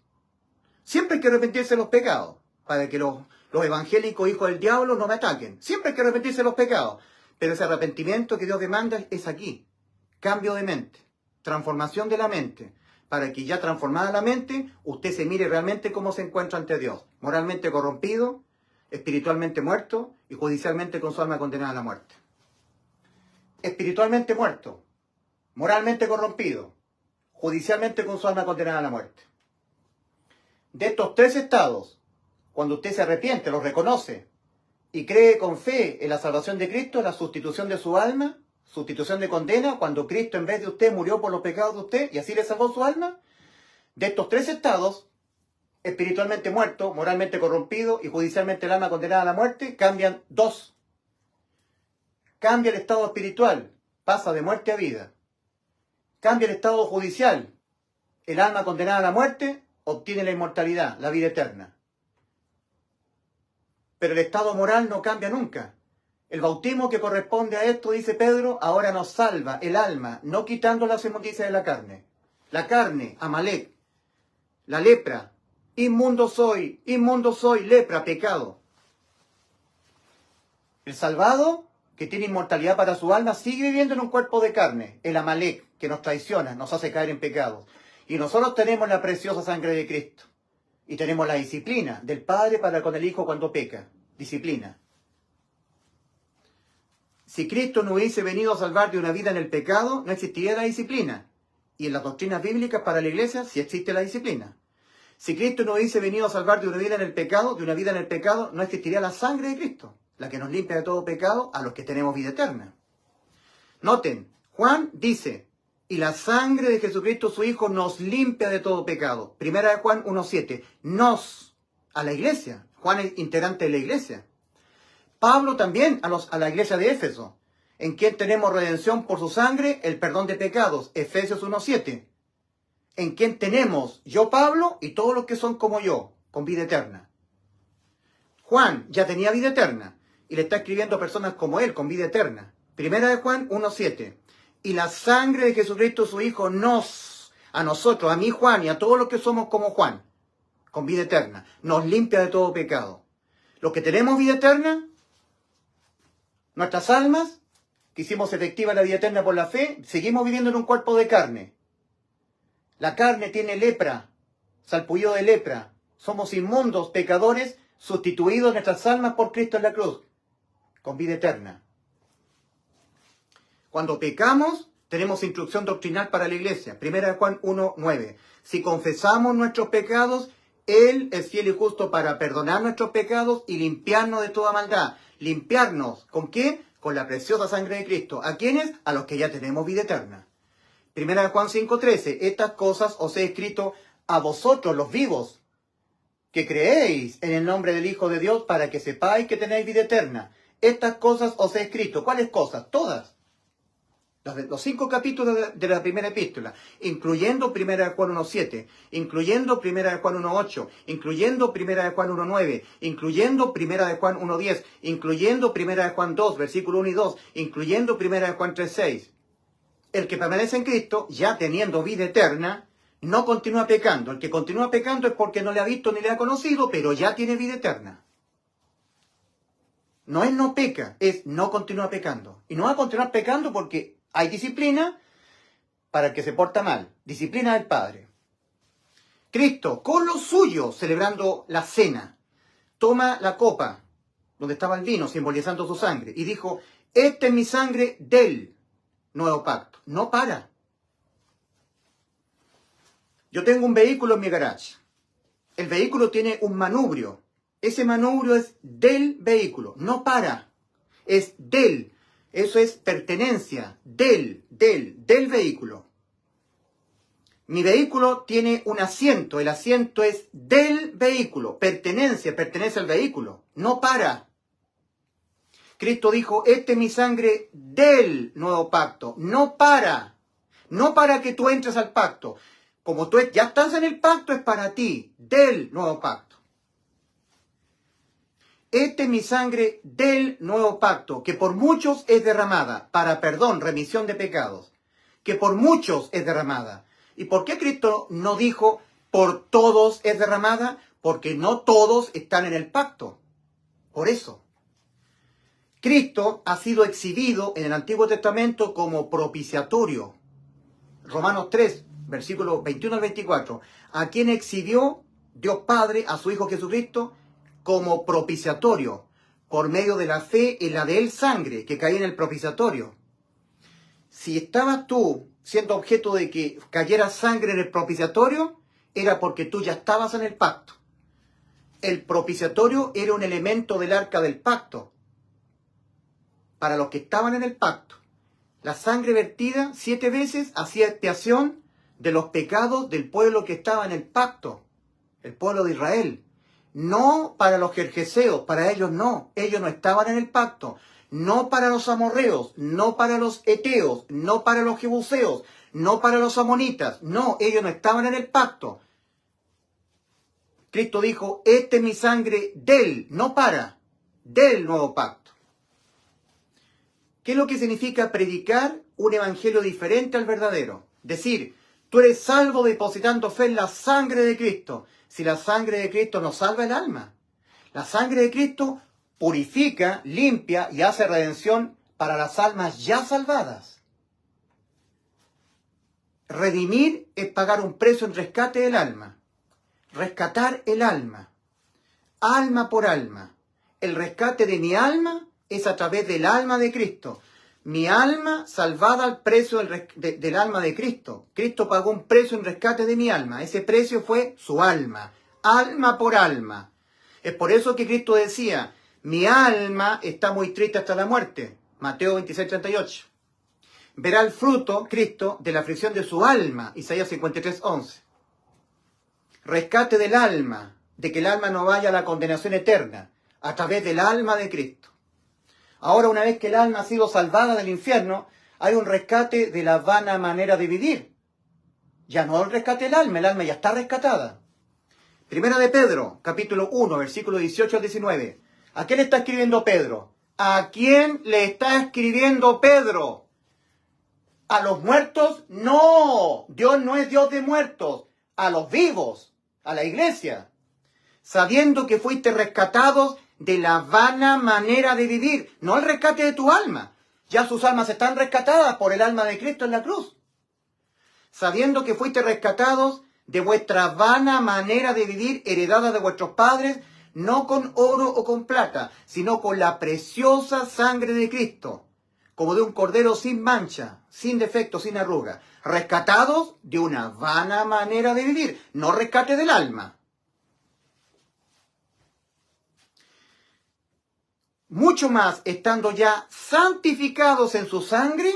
¿Para qué es lo que es la sangre? Para santificar, para limpiar, quitar el enojo, quitar la ira de Dios para un hijo que se porta mal. Sabiendo que fuisteis, dice, rescatados de vuestra vana manera de vivir, no con oro o plata, sino con la preciosa sangre de Cristo. Rescate de la vana manera de vivir, no rescate del alma. Y en Romanos 5:9, pues mucho más, estando ya santificados en su sangre. Desgraciadamente, yo no tengo Romanos 5:9 en el escrito original.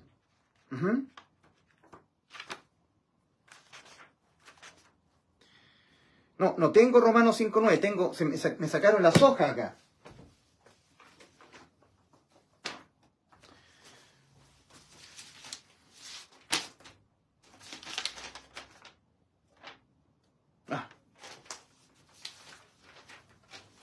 Aquí encontré, me parece. Romanos 5. Ay, no está.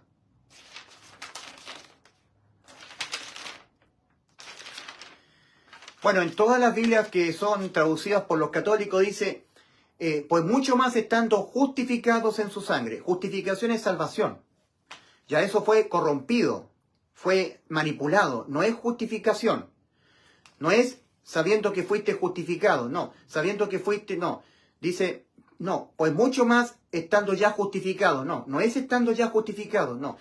Pues mucho más estando ya santificados en su sangre, por él seremos salvos de la ira. No sé por qué no tengo Romanos 5:9 en el escrito original acá.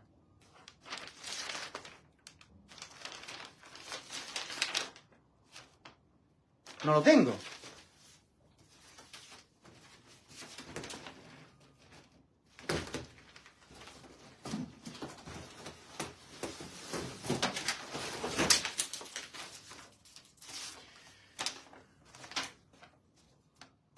A ver, Romanos 5. No.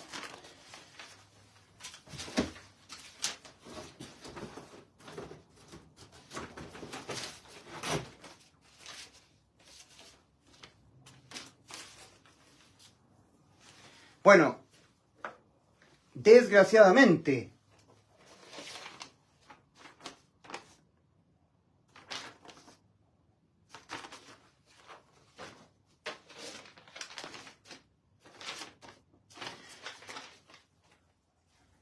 las traducciones católicas, para que ustedes lo verifiquen, lo que tienen el interlineal griego de Francisco La Cueva, cuando lo bajen de la red, ustedes colocan descargar interlineal griego Francisco La Cueva, descargarlo. Entonces ustedes van a ir a Romanos 5:9.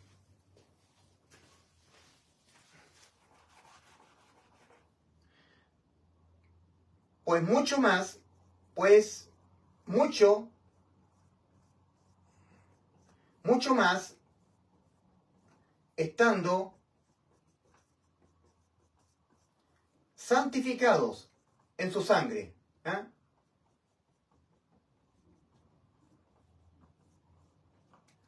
En su sangre.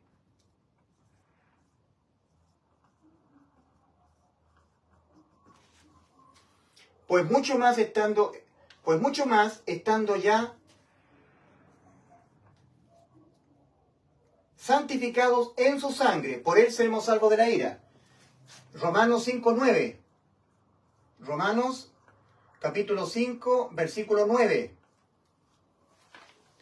Pues mucho más estando ya santificados en su sangre. Los católicos tergiversaron. En vez de colocar santificados, en todas las versiones católicas, dice, pues mucho más estando ya justificados en su sangre. Eso está torcido, ha sido tergiversado. mortalmente tergiversado. Entonces nosotros tenemos que la sangre de Cristo es para purificar, hacer limpieza, redención, redempio, dejar sin efecto el castigo, porque cuando uno confiesa el pecado, se aparta y apela a la sangre de Cristo, hay redención. No hay castigo, no hay consecuencia por pecar. Yo estoy haciendo apelación a la sangre de Cristo en mi calidad de tener vida eterna. La sangre solamente para los que ya hemos hecho efectiva la vida eterna por la fe, la vida eterna para nuestras almas. Los que no han sido salvos, los muertos, no pueden accesar a la sangre. Tal como los levitas, tal como los jebuseos, los amorreos, ellos no podían accesar a la sangre que era vertida sobre el propiciatorio. Propiciatorio, elemento del arca del pacto.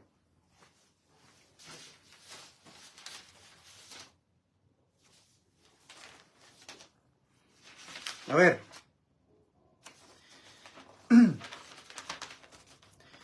Romanos capítulo 3, versículo 25. ¿A quién exhibió como propiciatorio? Entonces cuando tú lees la Biblia católica, todas las versiones católicas, todos los traductores dicen a quien Dios puso como propiciación por medio de la fe en su sangre. Todo eso está tergiversado. ¿Ya? A quien Jesús exhibió, dice Jesús, a quien exhibió Dios como propiciatorio. Exhibió como propiciatorio, como Cristo no era conocido, no había venido al mundo, fue exhibido como propiciatorio. En los cielos Cristo, Él intercede por nosotros, nos limpia, nos perdona, porque estamos en el nuevo pacto con Él. Entonces, ¿cuál es un falso evangelio? Un evangelio diferente, es la pregonación. Tienes que depositar fe en la sangre de Cristo para que tu alma sea salva del infierno. No, para la salvación del alma, fe en la muerte de Cristo, no en la sangre. Fe en la muerte de Cristo por nuestros pecados. Y esa muerte de cruz fue la muerte de su alma, pagando íntegramente la condena a la muerte del alma que teníamos que ser condenados nosotros. Ya, arrepentidos, aquí, en la mente, y creer en el Evangelio, para que seáis salvos de toda condena debido a los pecados. ¿Quieren escuchar a otro evangélico religioso? Miren. Este 2 de febrero del 2024, Dios me dio una advertencia en sueños donde me mostró que se acerca la tribulación y la gran tribulación, ese periodo de angustia, cual nunca se ha visto ni se verá, de 7 años que vendrá sobre toda la faz de la tierra después del arrebatamiento de la iglesia de Jesús. En el sueño yo vi que yo iba con mi esposa. Estas personas tienen sueños y sus rostros son muy demacrados. Yo en el sueño miraba, son personas demacradas y tienen sueños. Escuchen lo que este inmundo y perverso hombre en oscuridad, este evangélico, creyente en Cristo, aquí, pero no arrepentido acá para salvación, ni tampoco ha creído aquí en el Evangelio para ser justificado por la fe, no. Porque con el corazón se cree para justicia y esta persona solamente ha creído aquí. Tiene mucho conocimiento intelectual, sabe mucho. Miren lo que se atreve a decir este inmundo, hijo del diablo. A llevar a mi hijo a jugar a un parque. Y mientras mi hijo jugaba con otros niños en los juegos y yo hablaba con otros papás de los niños pequeños, yo vi que el cielo se puso rojo, mezclado con morado y mezclado con azul. Se puso muy turbulento el cielo. Yo quedé asombrado de los colores del firmamento y los remolinos que se formaban en el cielo. También yo vi que las estrellas se empezaron a volver locas.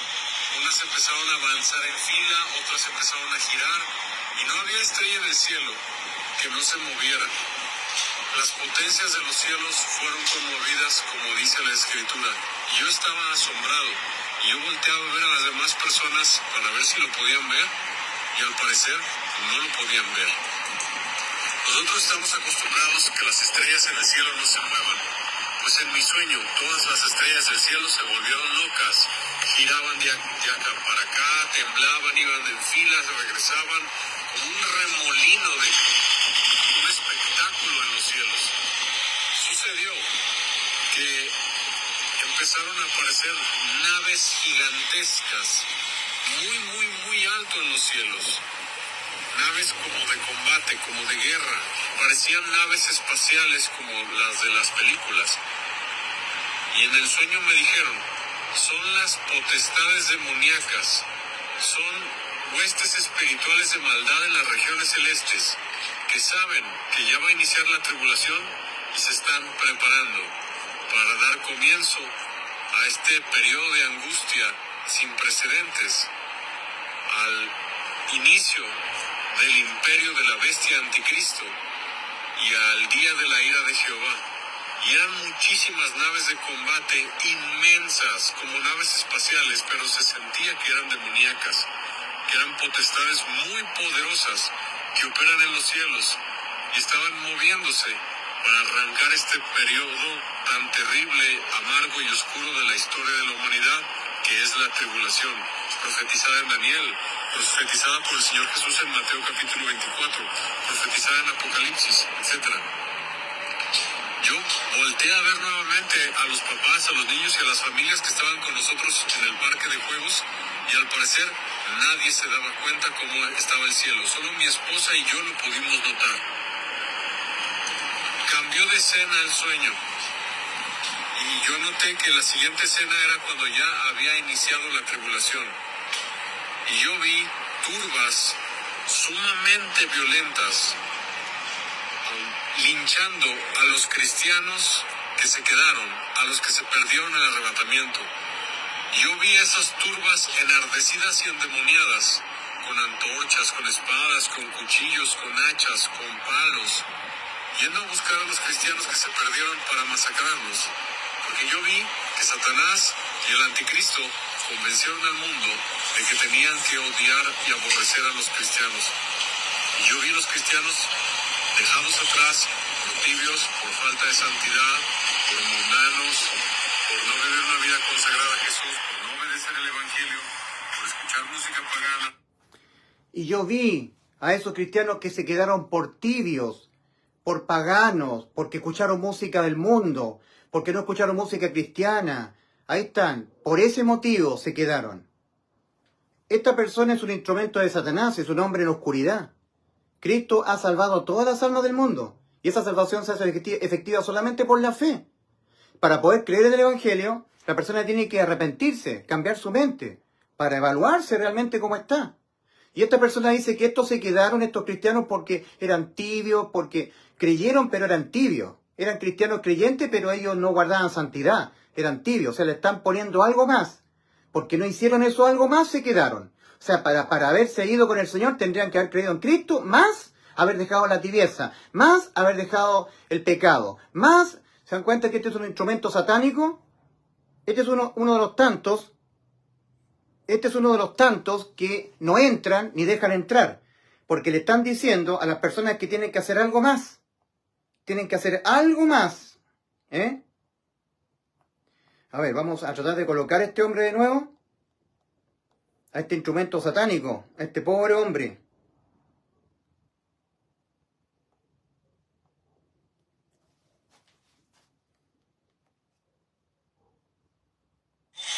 Dios me dio una advertencia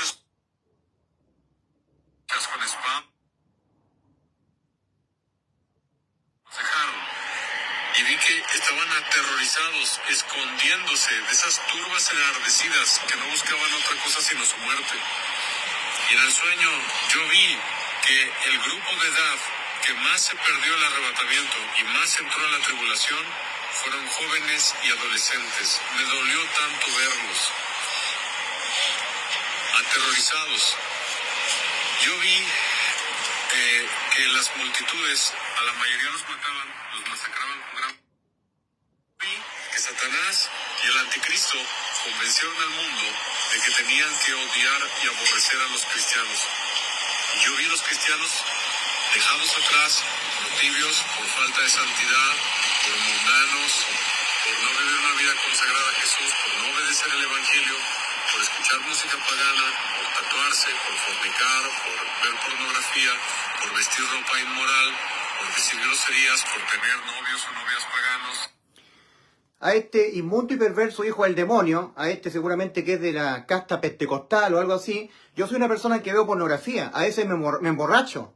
a veces tengo mujeres, a veces escucho música pagana, pero yo tengo vida eterna, inmundo y perverso hijo del demonio. Arrepentidos, acá. Cambia tu mente para que te puedas autopercibir como realmente todos estamos moralmente corrompidos ante Dios. Que para ser salvo no hay que dejar el pecado, dejar de tomar alcohol, dejar la prostitución, no. Hay que entrar. Y se entra por la fe en lo que ya Cristo consumó. Y cuando entres, Dios te hace pasar de muerte a vida. Tú naces de nuevo y Dios sumerge a Cristo dentro de ti. Y de ahí, desde adentro hacia afuera, empieza un cambio, una santificación. De eso se va a encargar Cristo. No me encargo yo, ni te encargas tú. Aquí se va a encargar Cristo. Él va a hacer un trabajo de santificación en ti. Una santificación progresiva. Pero de eso se encarga Cristo. Entonces yo me tengo que igualar en la carne, ya me tengo que igualar. Decir, yo soy tan inmundo y perverso pecador como tú, querido amigo, muerto espiritualmente. Yo soy una persona que a veces voy a cafés con piernas, me acuesto con una prostituta, bebo alcohol, pero tengo vida eterna. Así de tajante, así de firme. Esto es lo que tapa los oídos los perversos religiosos que no entran ni dejan entrar. Yo soy una persona que me masturbo, veo pornografía, bebo alcohol. Soy tan inmoral como tú. Pero yo quiero hacerte ver de tu condición espiritual. Estás muerto. Yo quiero hacerte ver tu condición judicial. Estás con tu alma condenada a la muerte eterna. Yo, un día estaba como tú, muerto espiritualmente. Yo, un día estaba como tú, judicialmente con mi alma condenada a la muerte eterna. Pero la condición moral es la misma tuya. Entonces yo me tengo que igualar. No tengo que mostrar una superioridad moral, porque yo los espanto a ellos. Porque ellos saben que yo soy tan pecador como ellos. Lo saben porque hay una ley escrita acá, en el corazón.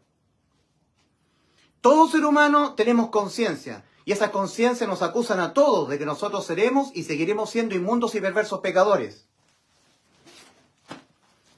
En Romanos capítulo 2, dice el apóstol Pablo, Romanos capítulo 2,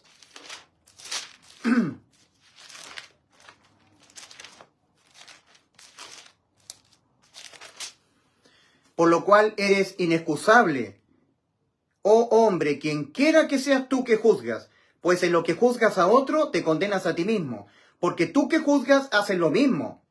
Mas sabemos que el juicio de Dios contra los que practican tales cosas es según verdad. ¿Y piensas esto, oh hombre, tú que juzgas a los que tal cosa hacen, que ellos van con prostitutas, que beben alcohol, que escuchan música pagana, y hacen lo mismo? ¿Y piensas esto, oh hombre, tú que juzgas a los que tal hacen y hacen lo mismo, que tú escaparás del juicio de Dios? ¿O menosprecias la riqueza de su benignidad, paciencia y longanimidad, ignorando que su benignidad te guía al cambio de mente, al arrepentimiento? Pero por tu dureza, Romanos 2:5, y por tu corazón no arrepentido, atesoras para ti mismo ira, para el día de la ira y de la revelación del justo juicio de Dios. El día de la ira mundial en la tierra, la tribulación de 7 años, y el justo juicio de Dios, el juicio final. Así que no le hagan caso ni a Gary Lee, ni a Dante Gebel, ni a Cash Luna, ni al doctor Alducin, que dicen que hay que arrepentirse de los pecados. Háganle caso a lo que está escrito en la Biblia. Conformen su mente a la Biblia para que ocurra metanoia, metamorfosis mental, cambio de mente. Este es el arrepentimiento que Dios demanda. Metanoia, cambio de cerebro, de mente. Si no cambias tu mente, no podrás entenderte cómo estás ante Dios. Cuando cambies tu mente, vas a entenderte moralmente corrompido, y eso será hasta que te mueras, judicialmente con tu alma condenada a la muerte porque pecaste. Dios dijo al alma que pecar esa morirá, tu alma está condenada a la muerte, te vas a ver así, con una mente transformada, que opera bien. Meta, cambio, noia, mente, con una mente cambiada. Y espiritualmente te entenderás muerto. Que necesitas pasar de muerte a vida. Cuando surja la necesidad de salvar tu alma, de nacer de nuevo, es porque te habrás arrepentido. Tu mente nueva, cambiada, podrá permitirte verte así. En tanto tu mente no cambie, esté corrompida, no te vas a ver pecador, no te vas a ver condenado, no te vas a ver espiritualmente muerto. Que Dios les conceda que se arrepientan para conocer la verdad, que se arrepientan, que cambien de mente, para que esa mente renovada les permita entenderse como están y escapen del lazo del diablo en que están cautivos a voluntad de él. 2 Timoteo 2, versículos 24 al 25. Que Dios les conceda que se arrepientan, cambien de mente para conocer la verdad y escapen del lazo del diablo en que están cautivos a voluntad de él. Bien, ahora me quedan 30 minutos para entrar a la aplicación Discord, donde están los hermanos míos en la fe, para conversar doctrinalmente, para nuestra santificación, ¿verdad? Entonces, a los vivos, doctrina para santificación, de los vivos, nacidos de nuevo. A los muertos, no doctrina, no santificación, evangelio para justificación. No puedo mezclar las dos cosas, porque si yo mezclo el evangelio para justificación y le doy doctrina, le estoy cerrando la puerta, lo estoy mandando al infierno, le estoy impidiendo entrar. Dios les bendiga.